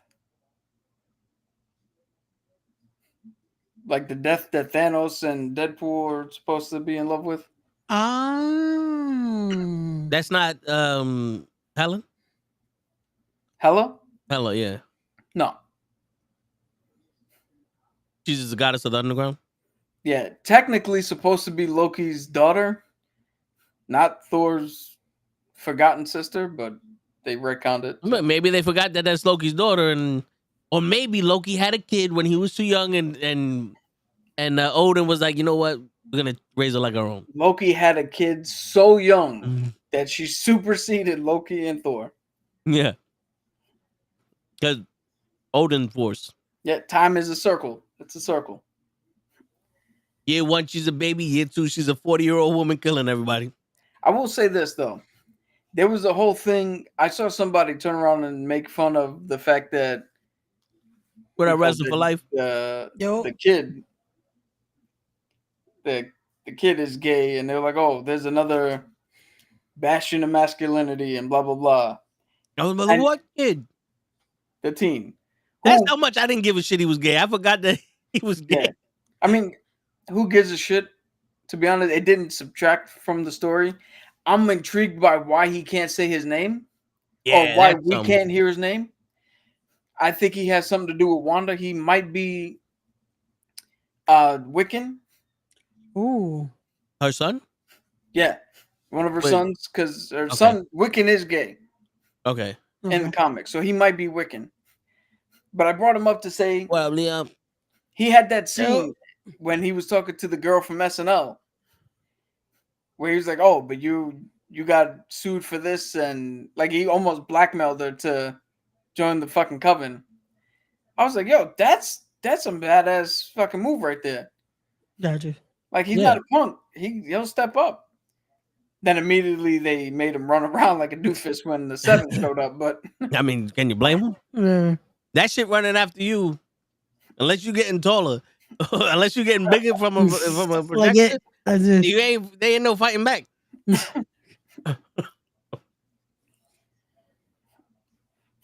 so yeah, here's to sum up, because we're not gonna give you a blow by blow, because honestly, there's no point to go blow by blow. The first episode, they got her out of Wanda's fucking hex. The second episode, they gathered a team of witches to form a coven in order to travel the road. Because you need a coven in order to travel the road. And when you get to the end, if you survive all the trials, you get to have whatever you want. You get your wish. That's the entirety of both episodes. So we're not even into the main story yet. no. Yeah. At the end of 2 episodes, I would say I didn't find anything egregiously wrong with the writing, like I did with the Acolyte or we did with She-Hulk. There's no bait and switch. There's no anything that's like, oh, we're making this show, and then we watch it and it's a completely different fucking thing than what they told us. It was enjoyable, and I would have had stronger feelings had we had not watched the next show we're going to talk about. Yeah. Because it's kind of like what the fuck was it? I went to see Blade Trinity and another movie, and Ocean's 12. Was it Ocean's 12? It was something like it was something in Blade Trinity. And by watching the first movie, going into Blade Trinity, I was like, oh my God, this is not good. And I wouldn't have thought that right away had I not just seen what a good movie is. Yeah. So that's my feeling, is like Agatha's passable. If you want to watch Agatha, you can watch it knowing that you can find some entertainment in it. It's not gonna rot your brain. You're not gonna be like, what the fuck are we doing? But the other show showed us like, oh, right. That's what happens when you have somebody who has something to say and an actual story to tell, and it's not just mandated to put out a show. Because both shows have a secondary character who people kind of liked, who really didn't do shit for the story, but somehow got their own show. Yeah. And one of them, Marvel, is I don't know why they got their own show, but it's okay. And DC is okay. I see why you gave this man his show. Well, here's the thing, though. It's kind of unfair to judge them both because one, they go Sabrina the Teenage Witch, Buffy the Vampire Slayer, Charmed, and some other fucking daytime drama shit. The other one, The Godfather, The Sopranos, Goodfellas, A Bronx Tale. Yeah. Like these, like you're making a show based off of fucking a topic that won Academy Awards. Yeah, but what do we say? When we saw Godzilla -1, we said there's no longer any excuses. That's true. Nope. Yeah, that was the perfect. This is how you do it. Now give us something. Yeah. So I don't know if you want to excuse yourself for Yep. a couple minutes. Well, Someone I'll give me a do this thumbs and up. You can come back. Thank you. So now we get to La Pagouane, as they say in French. Yes. Which God I damn, didn't- that show was fucking good. Yeah, I didn't want to watch it. Like I didn't care for the Batman after watching it like 3-4 times. It was like, all right, this is going down. Like it, I like the premise of the Batman movie. Excuse me. I like the premise of the Batman movie. He's more of a detective.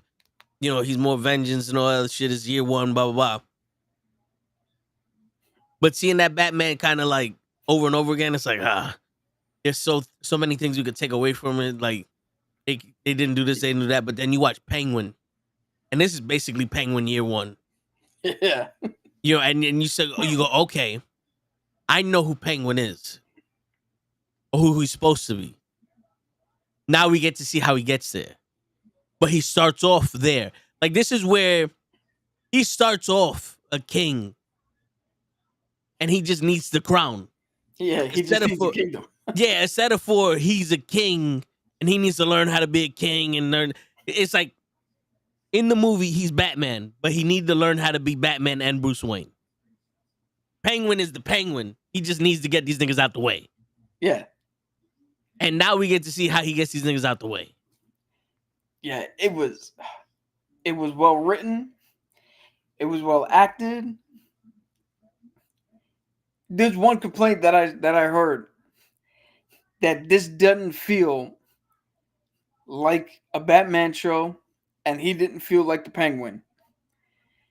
And I'm going to turn that criticism into a positive. Yeah.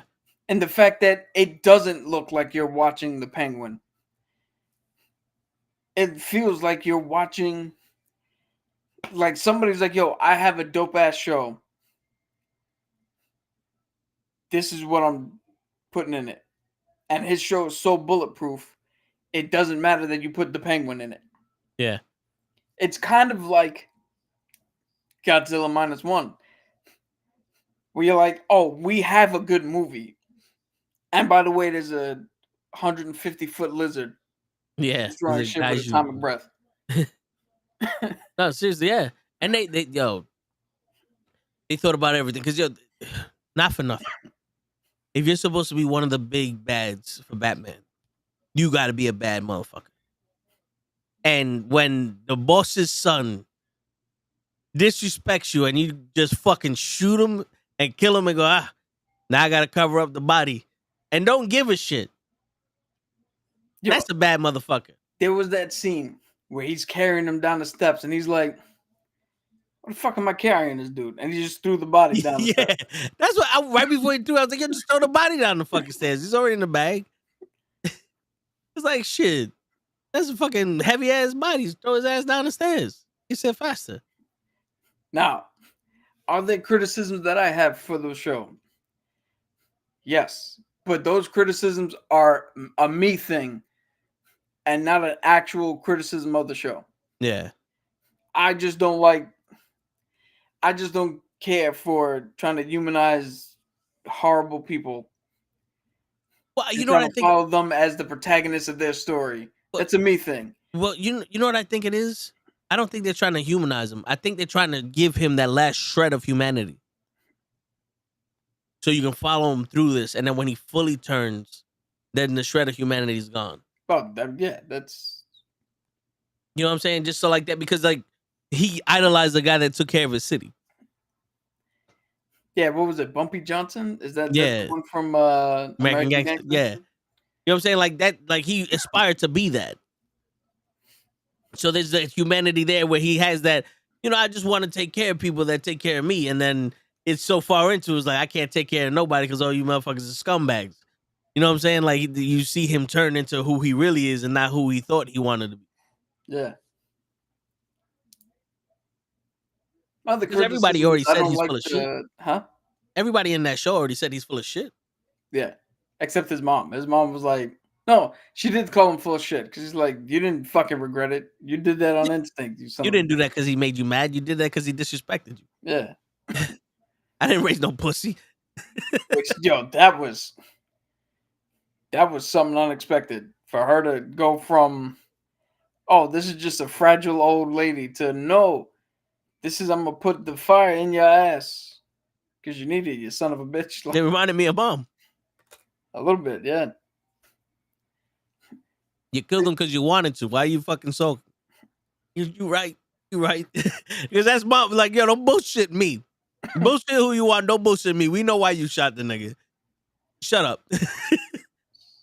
Yeah, then again, I don't know. I don't like the whole he's got to drag a kid along. But the kid is good. The dynamic is good. He adds another humanistic layer to the Penguin, to where you could see when everything's flushed out why Batman's rogues gallery is above everybody else's. Because you got the Penguin who has humanistic sides to him and has a story of all of his own. Victor Freeze, who has the shit with his dying wife and the disease. Killer Croc, who was tortured and kept as a human pet and all this shit because he has a fucking, depending on who writes him, he either has that disease that gives him scaly skin or he is a human crocodile. Got Clayface, who, driven by his looks and trying so desperately to maintain what he had, that he fucked himself over tenfold and became a monster that he, like, besides the Joker, everybody has something compelling within them. Yeah. That gives you a little bit to be like, you know what? If they just went left instead of right, we're having a different conversation. Yeah. Maybe that's what makes them so compelling to the people. Like One Bad Day was the Joker's origin story. Yeah, that's the one that everybody gravitates to the most. But we see it here. There's nothing more satisfying than seeing him when they had the piano wire and they're tuning up his shoulder. They're about to cut his arm off. And you're like, yo, this motherfucker's in pain. And then the kid sends the car with the whole body and the fucking note, payback. And cutting off the ring finger. And just the Penguin sitting there going, all right, I played this shit perfectly. Yep. That was a moment of like, shit. Now I think I'm on his side. Yeah. This motherfucker's smart. Yeah, because he took the hit. He knew the hit was coming, but he trusted that his plan was stronger than what they were going to do to him. So he took it. That's the shit that I like about US Agent. Is the fact that, yeah, sometimes he gets manipulated. Sometimes he winds up on the wrong side of shit. But he's like, fuck, I fucked up. Take the hit, and I'll turn it around next opportunity. Yo, not to get off on this tangent, but there's a fucking badass moment where somehow U.S. agent got working with Wilson Fisk and was doing something for him, so Daredevil showed up. And U.S. agent's like, dude, oh, Daredevil told him something, and U.S. agent was like, yo, my man, I don't know who the fuck you think you are, but I'm good with the Lord. I don't need to be saved. And Daredevil looked at him and was like, if you didn't need to be saved, he wouldn't have sent the devil. Oh shit. Damn, that's some badass shit right there. Yeah. But then you get moments where, like, John, he's the warden of the raft. He's missing a leg and an arm.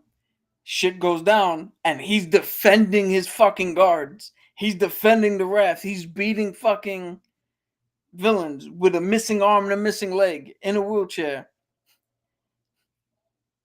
Because he has that, like, the complexity is what really gets me. And they're really doing it up with the Penguin in this show.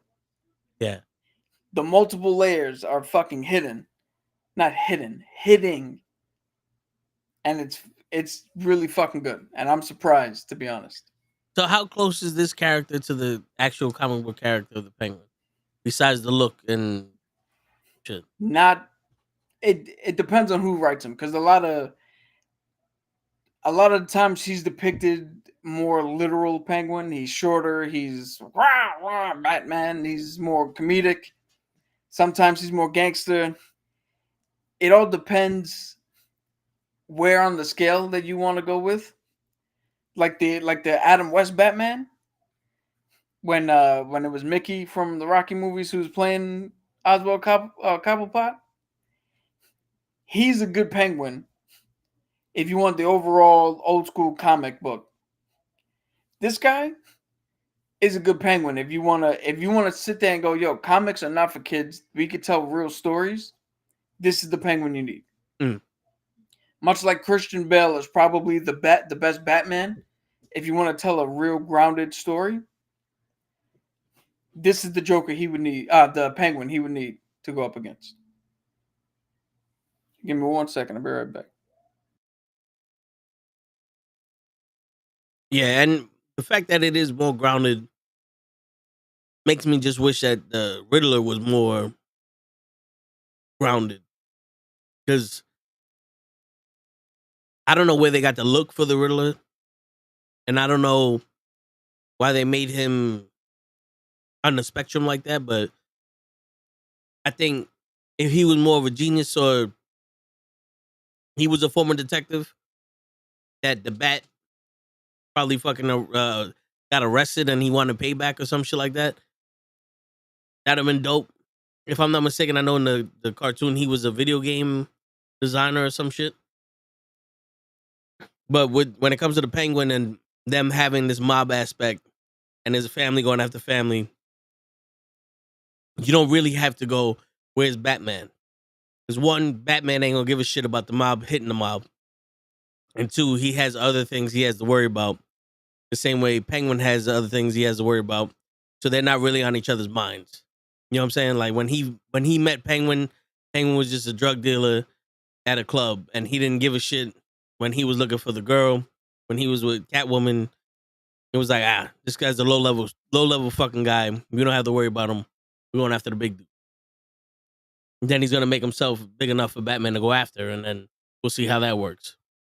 But I'm pretty sure they're not gonna have Batman in the HBO show. Which, like I said, they don't need him. I didn't watch Gotham because that was obviously a Batman show that didn't have Batman in it. You know, you had all of Batman's villains in it without Batman, and Batman is supposed to be a child. And I go, the math I do is a lot simpler than this. I went through Steiner math. I don't need to go through this bullshit, so I'm not watching it. I'm talking about the Gotham series on CW. Yeah, I figured that when you were giving your description. Yeah, so, but this seems like this is the point of the Penguin's career where Batman goes, he's not a threat. You know, this guy's a low-level guy. I don't give a shit what the mob does to the mob. I need to get the motherfuckers doing shit to the citizens. It would Especially seem that with- he had more issue with the Hangman fucking getting let out of Arkham. Yeah. Yeah. Which is crazy because she's a badass character too. You think I'm crazy? Yo, her eyes. It's like, Jesus Christ. Like, who the fuck let you out? Word. Like, that's the problem with Gotham right there. Is y'all motherfuckers keep thinking that killers and psychopaths are fucking rehabilitated. They must have the most lax sentencing in the world. You're found guilty on 87 counts of mass murder. 2 years. Boop. Like, two what? years 2 years in Arkham Asylum. You can get out in 6 months if you don't kill a guard in 3 days. Yeah. And then you gotta do 6 weeks of house arrest. But in the Batmanner. So I guess that's it about the Penguin. Yeah, Penguin's great, excellent. Watch it if you want. Agatha All Alone, decent to okay. Still watch that. Great. Did you give you a summation of it? Yeah, again, I said I don't get why people are judging that it was too slow of a build for the first 2 episodes. Like I said, we didn't go in with much prior, like, oh, it's gonna be about this or it's gonna be this. I enjoyed the first episode. I enjoyed I like that we got out of the cop thing quick because I thought that was gonna be this, and I'm like, Yeah. here we go again. Which I wouldn't mind because I'm a fan of Law and Order and all that shit, but it would have been very slow build that it's like, this is gonna be something. You can tell though, whoever wrote the cop part didn't know how to do a detective show. Because it would have been perfect if they gave an example or an explanation of why there's hair in the locket. Just Well, something. that's coming up soon. But you know what I'm saying? Like if they would have been like, oh, is this? That means that like if they would have did something that would have led to the supernatural, and Agatha's character's like, I don't believe in that shit.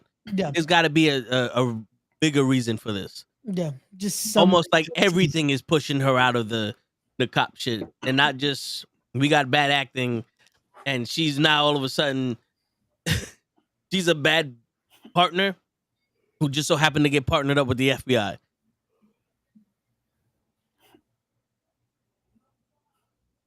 What'd you think of the fight?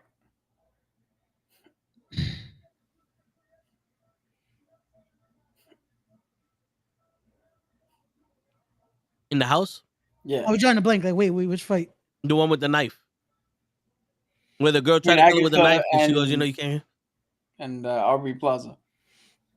In the house, where the guy's tied up in the closet, and the girl comes to kill him when she snaps out of it. Why am I drawing a blank on the fight? There you go. That actually was gonna be my point. It is entertaining, but there are moments where you're small moments that you're Yeah. like, all right, you can definitely tell they didn't want to go with the stunt doubles because we got to keep this realistic. that is not memorable. Is that's supposed to be?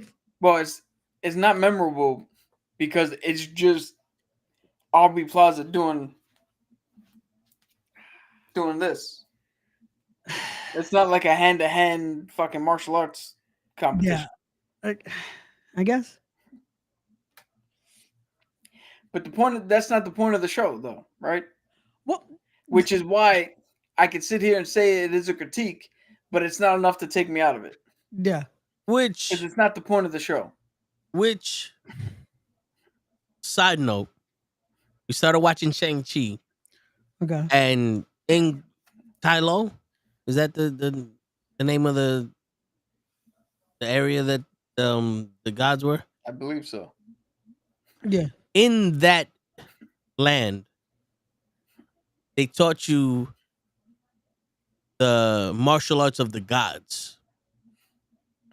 So, if there's ever a reason for somebody like, how is Shang-Chi so good? He just knows fucking karate.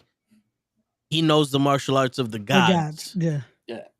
And he has the 10 rings. So, like, that just gave the explanation, because in the comics, he's proficient in, like, 3,462 martial arts or something like that.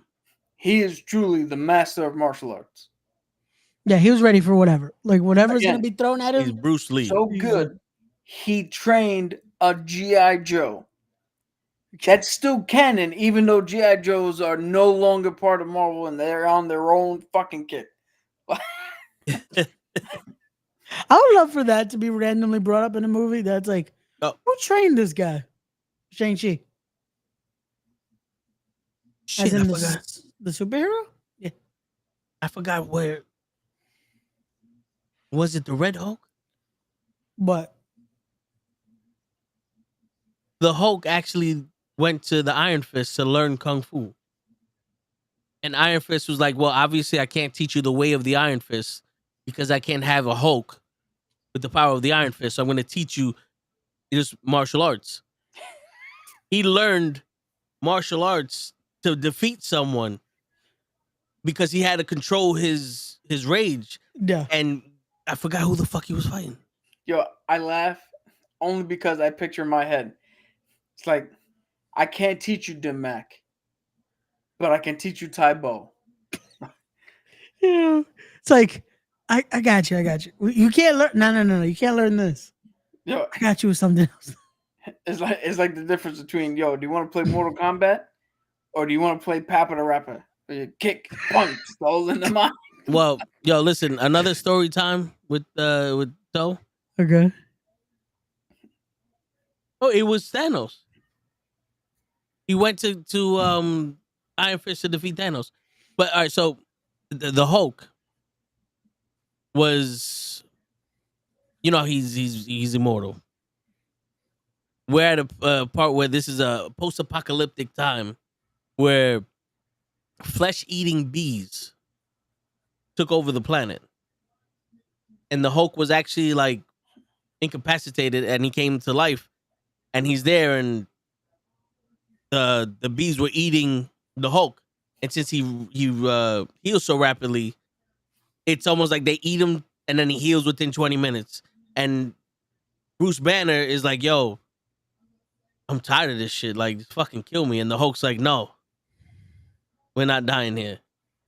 And the head of the bees was like, "Yo, because you're so, I'll give you the decency to find out what happened to your people while you was frozen or incapacitated," and told him the history of how the world killed itself while the bees are eating the Hulk every fucking day, eating his flesh, and then he's healing. And that's pretty much how the Hulk doesn't die, but that's how he lives the rest of his life in the fucking. Jesus. Yo, can you imagine? I know this is a touchy subject, but can you imagine being put in that situation? And you're like, yo, I just want this to end. And then something more powerful than you within you is like, nah, we're just gonna stay in this suffrage because I don't want to go nowhere. You're like, Yeah, what? it's like that. I was gonna say that is a way where it's just like death seems like the only answer, Yo, the Hulk is, no matter what happens to any Marvel character, the Hulk is the most tragic fucking character. Yeah. Yeah. Well, that Because it was the very, Hulk will not let Banner go. because he's there to protect him. Yeah. That's, yo. Jesus. But also, Yo, the that's thing like- is, it was tragic. Yo, that's like if mom would have came up to one of us and be like, I gotta protect you from these whores in the street, and then castrated us. Nah, Yeah, she's just protecting us. no. She's just protecting. There's a difference. That's a But- big difference right there. Yeah, I mean, but Did this like, motherfucker let him get eaten by bees for the rest of his life? and wouldn't let him fucking go. Like the Hulk.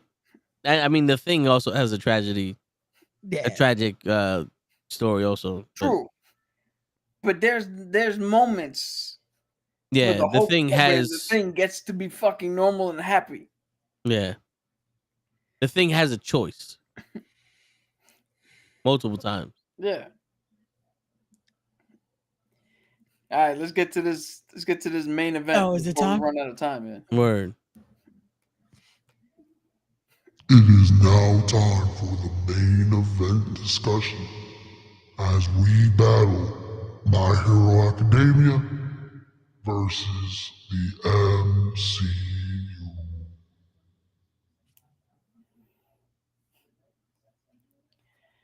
All Why'd right. you say it like that, though, right? What? Like what? My Hero Academia. What? Hey, he's a professional. It is time for the main event, motherfuckers. It's gonna be Marvel versus My Hero Academia. Better? Yes.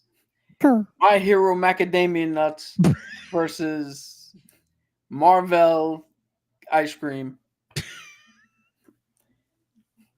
Is that not what we're talking about? My Hero Macadamia? Nah, yeah. See, even you said macadamia now. No, I did it on purpose this time. Like, so, ladies and gentlemen, as these two are bickering, because that's apparently what we do around here now, we're getting to the topic of discussion here. My Hero Academia, Marvel Comics, fight. We're gonna see who's better. Unlike last week, or what was it, 2 weeks ago? 2 weeks ago. Where we came up to a problem in which we put a shotgun versus a 22 and was like, which gun's gonna perform better? Like, now we have equal fucking apples to apples, and not nukes to bananas. And that was me again. I was talking to Toe about that yesterday. I'm like, I tried to make it the most like evenest possible team, and it's just like, nope, it's still overkill. Because Cap was like, Krillin will kill anybody in the MCU. It's like, shit. Dude, once I saw that, I went looking. I was like, yo, let me see who the fuck. To me, Krillin was always the weakest one of the bunch. Always made a It's always joke. gonna be Yamcha. Outside of Yamcha, yeah, Krillin I always thought was weak. I didn't know Yamcha until I saw the video. Okay, because I'm not a Dragon Ball Z guy. Got you. And then when I saw that video, I was like, oh no, who? I don't think we can stop Krillin, let alone anybody else.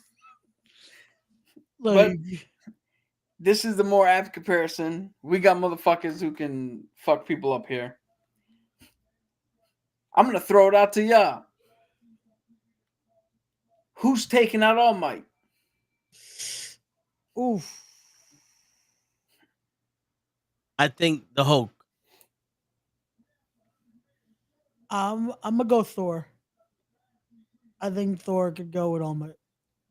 I got the one person who I know is not opposed to killing, has no problem with killing, and put him in a situation where we're like, yo, this is a fight to the death. He's gonna be quick to pull this trigger. Entry. Hyperion. Hyperion. Okay, that makes sense. Because now this is the All Might with the fucked up rib. No, we're going Prime. Okay. We're going everybody Prime.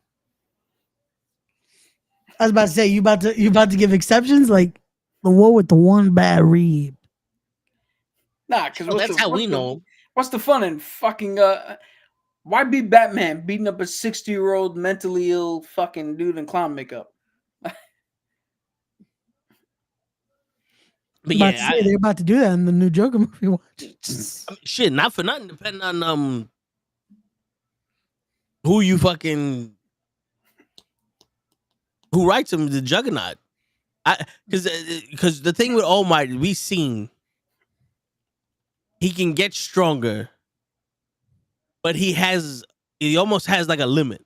Yeah. You know, like he can go as far as he can push, but when he pushes past his shit, he doesn't get much stronger after that. Like he can go maximum times 1,000 for a little while.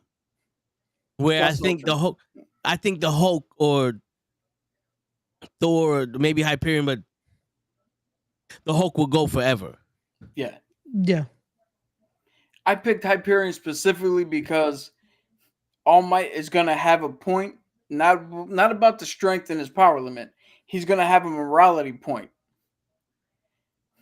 And the difference between All for One, or no, sorry, One for All, and Hyperion is One for All is preoccupied with legacy and lineage, and trying to do all this other shit, where Hyperion's just gonna be here to unleash hell, snap a neck, and bounce the fuck out.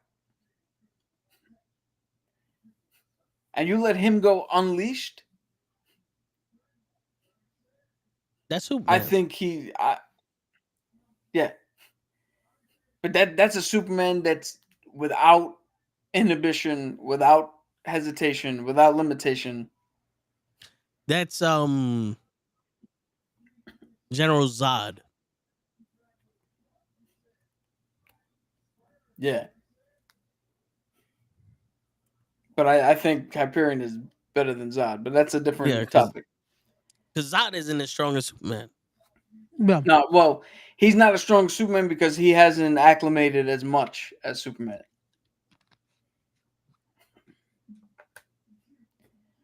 But yeah. Do you guys think? Do you guys give any sort of chance to to All Might? I do, because the thing is, if he can raise his level that rapid, it might overwhelm these guys. Yeah, know what I'm that's gonna be saying? the thing. He definitely. Yeah. Because you can knock out the Hulk. Yeah. The thing broke his fucking rock arm to knock out the Hulk. If he raises his level that high, he knocks the Hulk out or hits smash. He hits fucking Hyperion to the moon. Like, there's ways that he can do this shit. All right. And are we gonna? Is All Might getting all those powers that are locked inside of him that Midoriya got? So I would say no, because of the rules of All for One. Okay. All for One gets passed down, and then that user makes the power its own. All Might's power is what he had. That's what he made it. Okay. Midoriya's power, because of his knowledge of everything, he studies everybody's moves. He studies everybody's quirk. He knows weaknesses. He knows strengths. His secondary ability, which I've been saying all along, his real quirk is to be able to understand and use all of these at once. Gotcha. That's why I think he was able to unlock. Okay. Where All Might just had the one thing going. The previous guy behind him had only that one thing going, and so on and so forth. Okay, so now who's gonna take out Midoriya? So before we get to that, we have the battle. Let's rate each other's battle. So me and you, Ray, we look at Hulk versus All Might. What percentage are you going out of 100 fights? What's the percentage of Hulk winning versus All Might winning?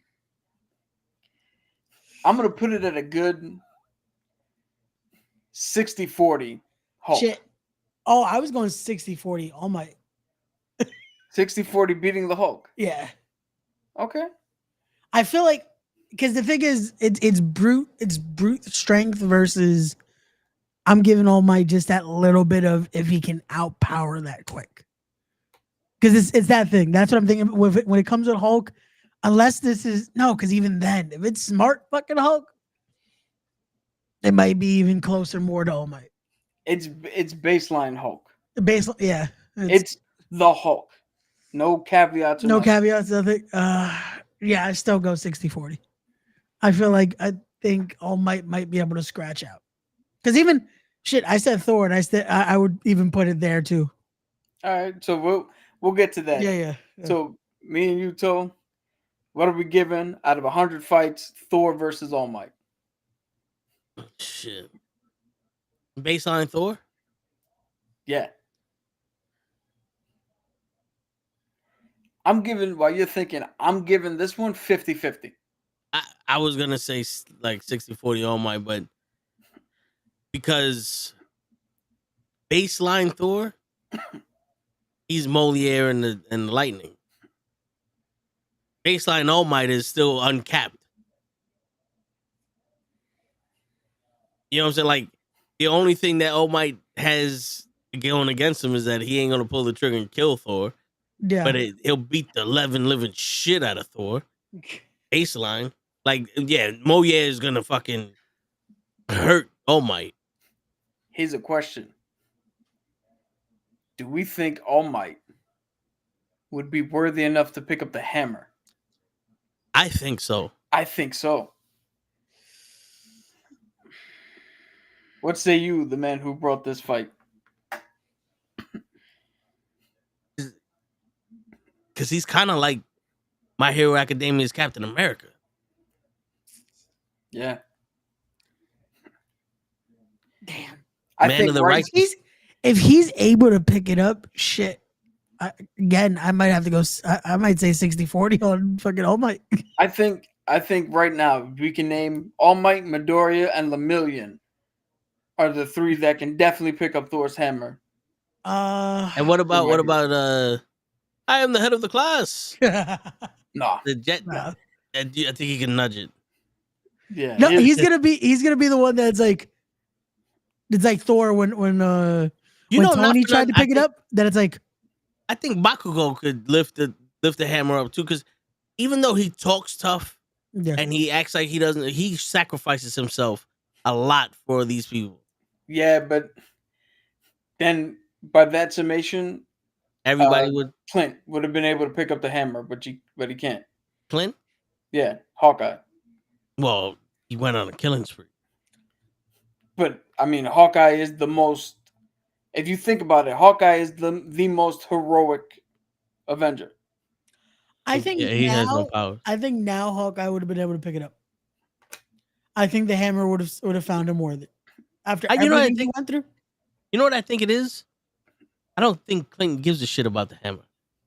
Because I think that breaks into it too, where it's like, I got my bow. I don't care about this hammer. I don't need to be the Thor. I think Bakugo would be the same thing. He wouldn't give a shit either. Mm. All right, so before we round this out, you two, what's your prediction for Hyperion versus All Might? That one I'm going 50-50. I think that's a straight that it could go either way with that fight.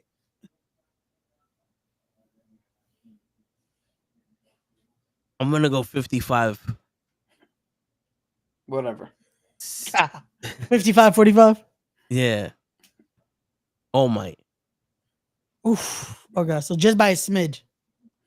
Just by a smidge. Okay. Because I think All Might would have the edge of, I can't lose this fight because I need to save people.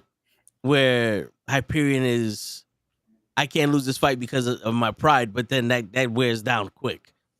Fatigue makes cowards out of men. And I think Hyperion, when pushed to that deep sea he's never been to before, might start struggling to swim.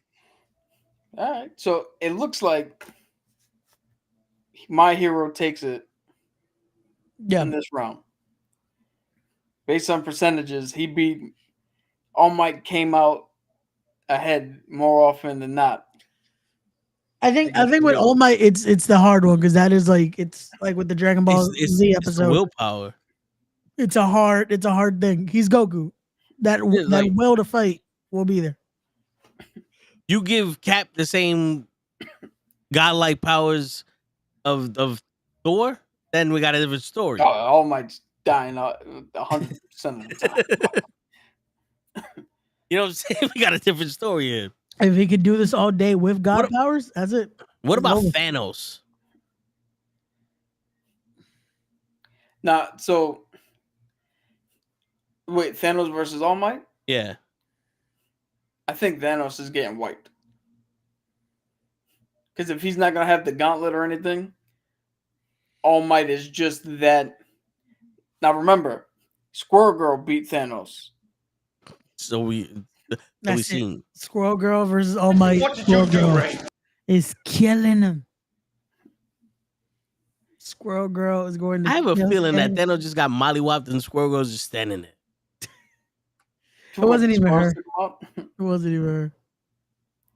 But so you said Deku, right? Young Izuku Midoriya. That was your Yes, next. yes. I was gonna put him up against Spider-Man. I was thinking that. Because they're both young. They both have the similar power set. yeah. The only thing is that which Spider-Man is he gonna go up against? But also, who else do we have? Because Okay. I got this. There's enough Spider-Man that we can all pick one.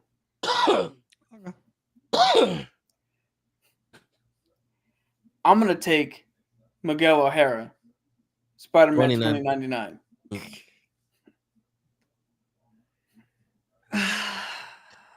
And if I take Miguel O'Hara, that's the Spider-Man he's gonna beat the shit out of this kid who won't stop crying. I'll go Miles. Miles has a very similar power to Midoriya with multiple shit. I want to say Peter Parker because the difference that would make what would make the difference in this fight is the Spidey sense, which even though Midoriya has something like that, but the agility that Spider-Man has. Midoriya still can't control all of his powers. He doesn't know how to flow with them. Yeah. And if Peter Parker learned what is it, Spider Kung Fu? Spider Fu? Spider Fu?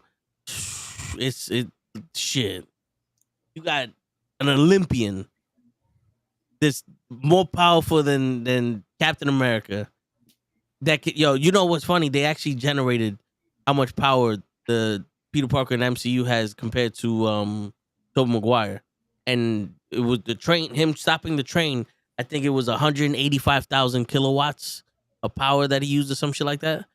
And him holding the boat together was 1,000,000 something gigawatts of power that he used. Jesus. So it was almost like the MCU Spider-Man is 10 times stronger than the Tobey Maguire Spider-Man. So they said that he can create enough force in his punch to fucking kill someone. Not like kill Cap or kill like a super soldier. And he has to hold back. If it was one of those where there's no holding back, there's no letting go, like that shit, I think Peter Parker could take it to Midoriya. Yeah, it's similar. Miguel's uninhibited. He's gonna fuck up Midoriya. Midoriya is not lack of experience, lack of cohesion with his powers, and Miguel just doesn't give a fuck. He's gonna fuck him up.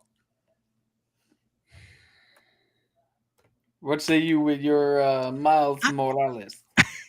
I'm going the emotional route. I think if he has a reason to fight, I think he's gonna have that pursuit there. That's not gonna let him stop. It's not gonna let him say quit in a fight like this. What up, Captain Crunk? Yo, what's going on? I want to say, is that Chungus? It'll be. I think that's Chungus is a Twitch name, if I'm not mistaken. All right, so let's do our little ratings here. All right. Oh, there's Ray, Chungus. me and Ray. What do we got? Peter Parker versus Midoriya. I'm going 80-20 Parker. It's funny. Yeah, I could agree with that. I go 80-20 Parker. I think Peter, just again, if it's no holding back, having that actual instinct of everything, knowing his capabilities, I think he got it. Because I feel like he will have a better hold of his spidey sense and everything compared to them trying to find their power. So I'll give it to Peter. 80-20. All right, you tell what do we got for Miles versus Midoriya? I actually got 70-30 Midoriya. I got 60-40 with Dorian. Just because Miles is still young, Yeah, and it took Peter Parker to die for him to want to be Spider-Man. He doesn't want these powers. yeah. Even though he has the powers that's capable of doing it with Midoriya, I don't think he has the mindset to. And we've already seen that when Midoriya is around his peers, he is better than his peers. All right, so what do we got? Miguel O'Hara versus Izuku Midoriya. Shit. I say 80-20 for him too. If you're saying that Miguel is untapped and all that, and he's better than Peter, I would say 80-20. Maybe 85-15. I'm gonna say 75-25. Just because I feel like Miguel also might have the issue of, yes, he might have that intact. I think he's also very vulnerable to falling to his thought before reacting before he thinks at certain points. So who you going for? I'm going I'm still giving it to Miguel, but I'm going a little less. That I feel like there might be the issue of like we might see a 25 more chance. But I'll still say Miguel has the advantage. All right. Here's one that I'm gonna throw out there to throw you guys for a loop. Okay. Who you got against Erasure?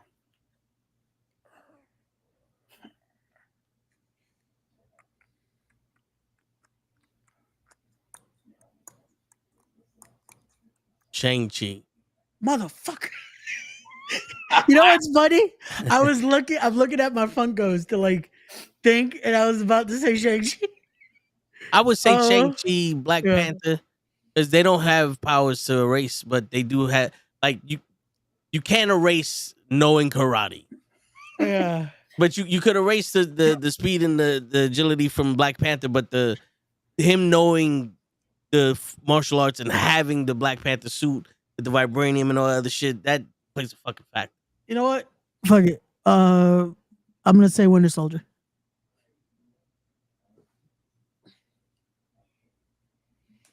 Okay.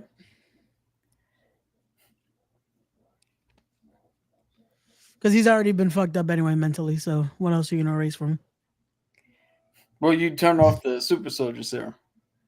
Oh yeah. Wait, you got the arm. Yeah, I'm gonna go with Bucky. Fuck it. I'm gonna go Sam Wilson? Sam Wilson. Oh, okay. Because Yeah. again, you can't turn off his wings. That's true. And Eraser's not known for hand-to-hand combat. I mean, he's had to deal with just taking people's quirks away. Yeah. But if you take that ability away from him, as we've seen in the show, like what can he do? Yeah. Yeah, I His mean, he biggest has that plus is scarf, that but he can take away somebody's ability. he has the scarf and the strategery, but I don't think that's enough. Yeah. Especially against Shang-Chi. Yeah, I mean, we could put so it's 1-on-1, My Hero and Marvel. This one here's the third one. For Shang-Chi, I'm going 100% to 0. Shang-Chi beats his ass every time. Yeah. Shang-Chi can give him the 10 rings and beat his ass. Yeah, I don't think there's anything that's you'll have the advantage with him because combat wise, nope. Even if he tries to do something, it's like yeah. Shang-Chi, I'll be nice. I'll give it 80-20 though. I'll give it 80-20. I don't think it's gonna be a landslide, a full landslide either. And for let's see, would you say Bucky? Bucky, yeah. For Bucky, I'm gonna give the edge. I'm gonna give the edge to Bucky 60-40. Okay. Only because if we're talking Bucky, he still has the metal arm. Yep. Still has the military training, and he can still shoot motherfuckers. Yeah. You can't take out. Like, Can't I stop thought a like bullet. you really need to pull the trigger. Can't stop a bullet. nope. Or unless you got teeth, catch a bullet with your teeth. What do you guys rate Sam Wilson in Erasure? That one, I would give maybe to Sam because he could fly and he has all the tech and the guns and all that other shit. I would give that one a 80-20.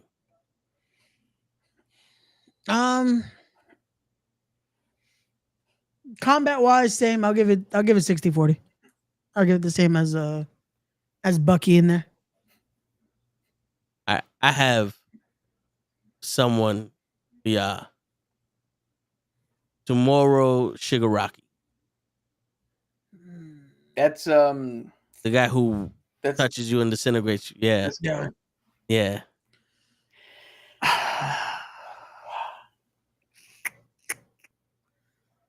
I got one guy that I think that would beat him. Ghost Rider. Every time they go into his head, that little child's there. He's always he regrets fucking killing his parents. I think that stare would kill him. I was under the impression that he wouldn't give a shit. All right, so you pick Ryder. I'm gonna pick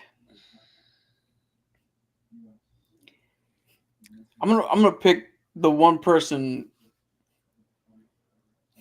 who I think is smart enough to nullify what he does. Dr. Doom.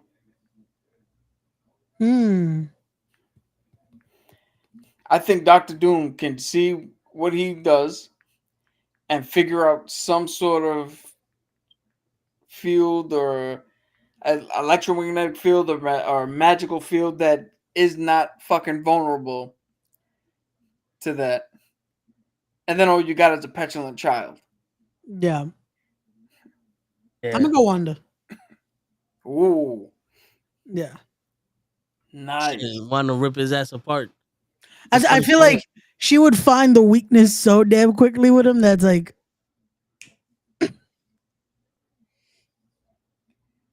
That's you are nice. now a little boy.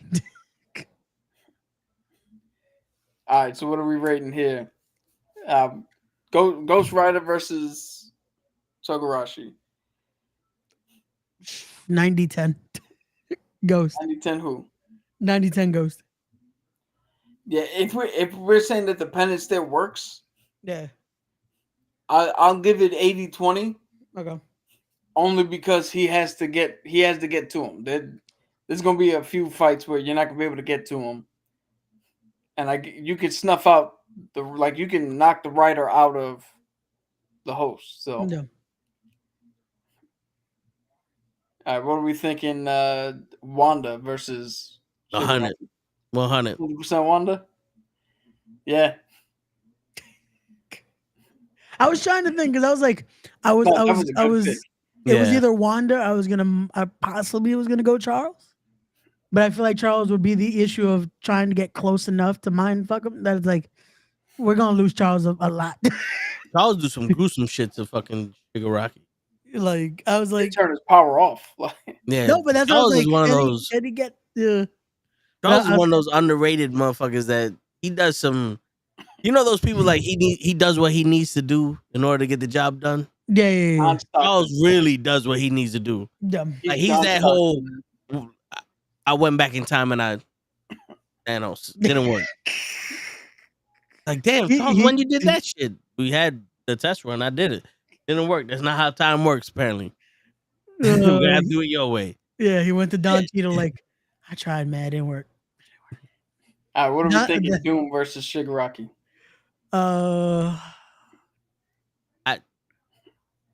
I would say 90-10. Yeah, I think I'll go 90-10 as well. Because the thing about Shigaraki is that he's a child.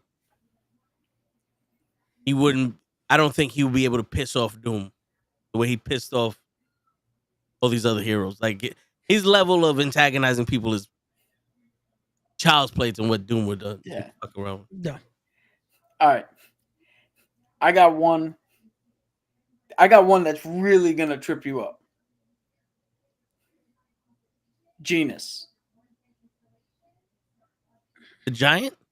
No, the dude with the denim. Oh, the genus. Okay. Shit.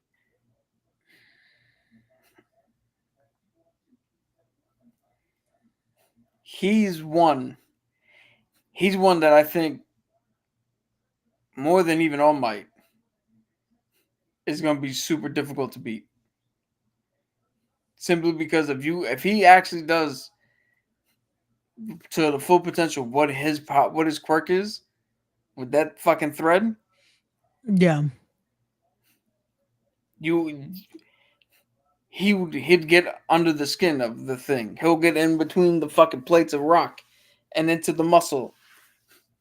I think the only person that could go Colossus. I was gonna pick Luke Cage. Hmm. I'ma go Deadpool. Nice. See, now I picked Luke Cage because he has the impenetrable skin. But I still think Genus beats him. Because he's impenetrable from the outside in. But not from the inside out. Yeah, he's gonna find that. Yeah. Genius to get to Deadpool is just gonna be. Give me a few minutes. Yeah. And He's gonna have to do it again and again. Yeah, it's just gonna be Dormammu. I've come to. but he ain't gonna be able to penetrate Colossus. Colossus can go weeks without eating, breathing, drinking. As long as he's in that metal form, he's pretty much vulnerable.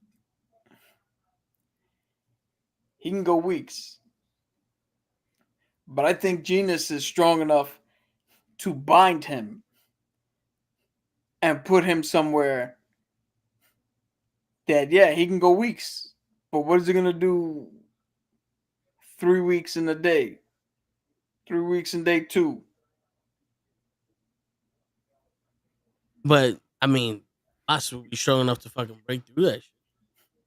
Dude, Genus is untapped fucking potential. Remember, he's got control of threads, not just denim. He just uses denim because that's like an aesthetic choice, but he's got control of other shit. Yeah, but All right, so what are we doing with our rating here? Genus versus Colossus. Very slim. 55-45. I give to Genus. Because I think Genus can figure out a way. If you saw what he did with Shigaraki, yeah, he can figure out a way with Colossus. I'm gonna go 50-50. I feel like Colossus might be able to find a way to withstand it and be able to continue, but Genus might be able to find a way to fuck him up, like just to break through it. Even with his ability. I'm gonna go 50-50. You said Deadpool. Yeah, I said Deadpool. I'm gonna go 80-20 Genus. Okay. With the caveat that he's gonna beat Deadpool, but obviously not gonna kill him. yeah. But I think Deadpool is gonna be like, what the fuck? Every time Deadpool walks into something, it's gonna be just like walking into a spider web that cuts his face. Yeah, just keeps cutting over there. What do you think, Tom? Because the Deadpool can't die. I was gonna say this one's kind of 50-50 because that's Genius isn't bulletproof, and Deadpool fucking shoot him in the face. But I think he could like rip him like Best Genius can fucking cut him through with the threads to fucking hundreds of pieces. That's how the Punisher killed Deadpool. He blew his ass up and buried each part in a different continent. Yeah. Yeah. All right, so what do we think of Luke Cage versus Janus? I'm gonna go 60-40 Genus. I'm gonna go 85-15 Luke Cage. Really? Because one, Luke Cage skin is impenetrable, but two, he does get stronger every year. Like there's a point now that his insides is just as strong as his outside. Because I'm going off of the run where it's a Secret Invasion one where he got lit up and his internal organs got fucked, and because they can't penetrate him, he was in serious fucking dire straits. Yeah. Shit, I mean, you think Genius can hit him that hard or get something in there? I think they would find a way. I think they would find a way. Ray, you But- haven't thrown out a contender yet. We got a few minutes before we gotta skedaddle out of here. I was trying Which to I think right now, what is it? It's 2-3, right? Yeah, because we got the Spider-Man. We got Spider-Man. They beat Tokarashi. Tokarashi. Yeah. So I guess it's 2-2 then. Yeah, because then All Might and Erasure. And Erasure. and Erasure. Yeah, so who was it? All Might and this guy? No. All Might and Genus.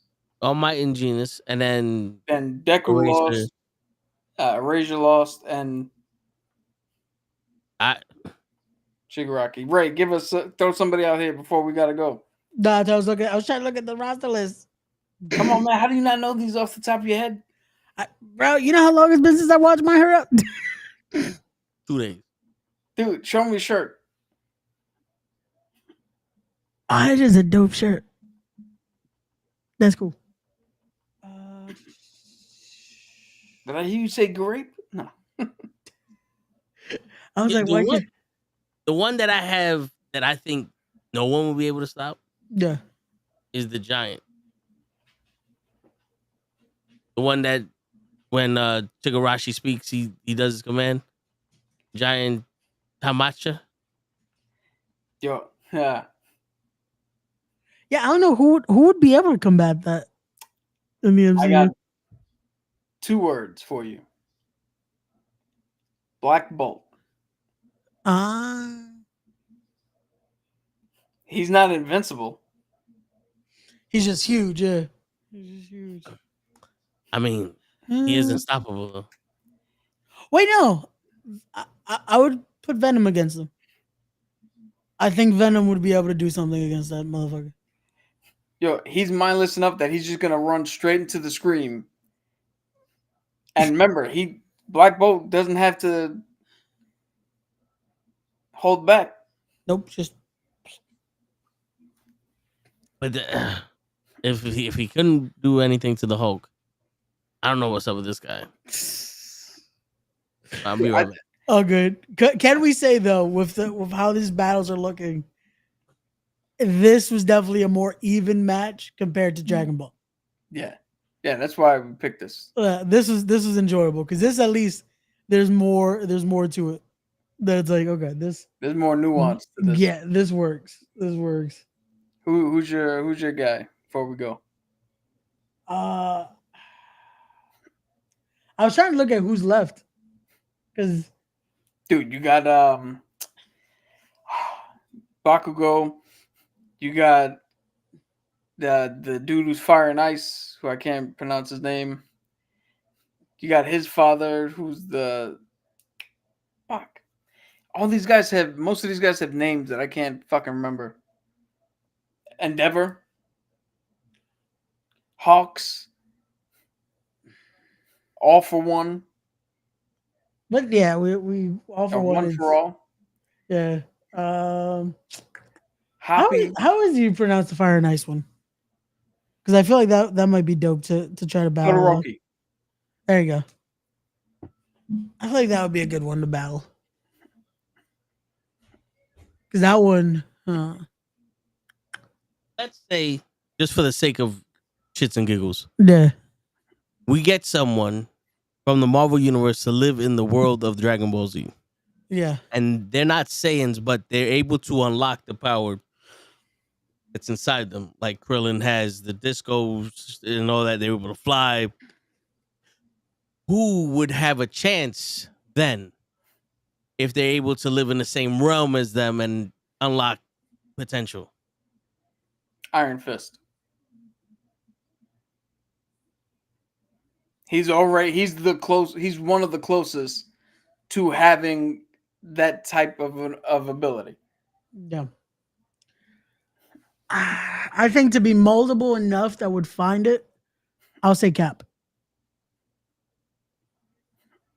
Cap will find like he's the worthiness. I think he would find a way to be able to unlock something in himself. That motherfucker will find a Super Saiyan we haven't even seen before. Because Krillin does power up. Yeah, and he's not as supposed to. powerful as- He's not supposed to. Yeah, not as powerful as Goku. And Yeah, but it's still Like, something yeah. compared to a normal human. He's not Yeah. supposed to be able to do that. So yeah, I'm gonna pick a dumb one, a cheat from the X-Men, Darwin. oh he yeah, can adapt to anything. Yeah. Yeah. Darwin would be perfect. But I want to say of like be able to have the merit of like he's gonna train, he's gonna be under fucking Piccolo. I would say Cap. Yeah, that's why I went with Iron Fist, because he's already halfway there. Yeah. So, all right, who would win in a Or fight? Shang-Chi. Goku. Who would win in a fight? Goku or Ryu? I think they did that. Someone did the animation for that. I want to say Goku won that. I think they did the video on that for one of the superpower beatdowns.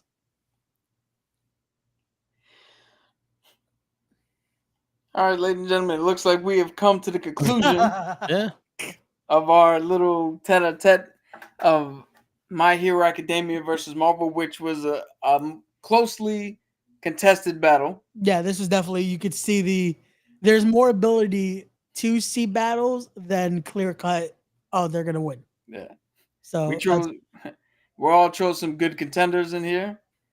I think the slight edge goes to Marvel overall. Yeah. but there's also more variety. Like we're looking at it like there is a lot more that's like, oh, this has this, this has this. That's almost like we didn't even we get could to pick apart. females.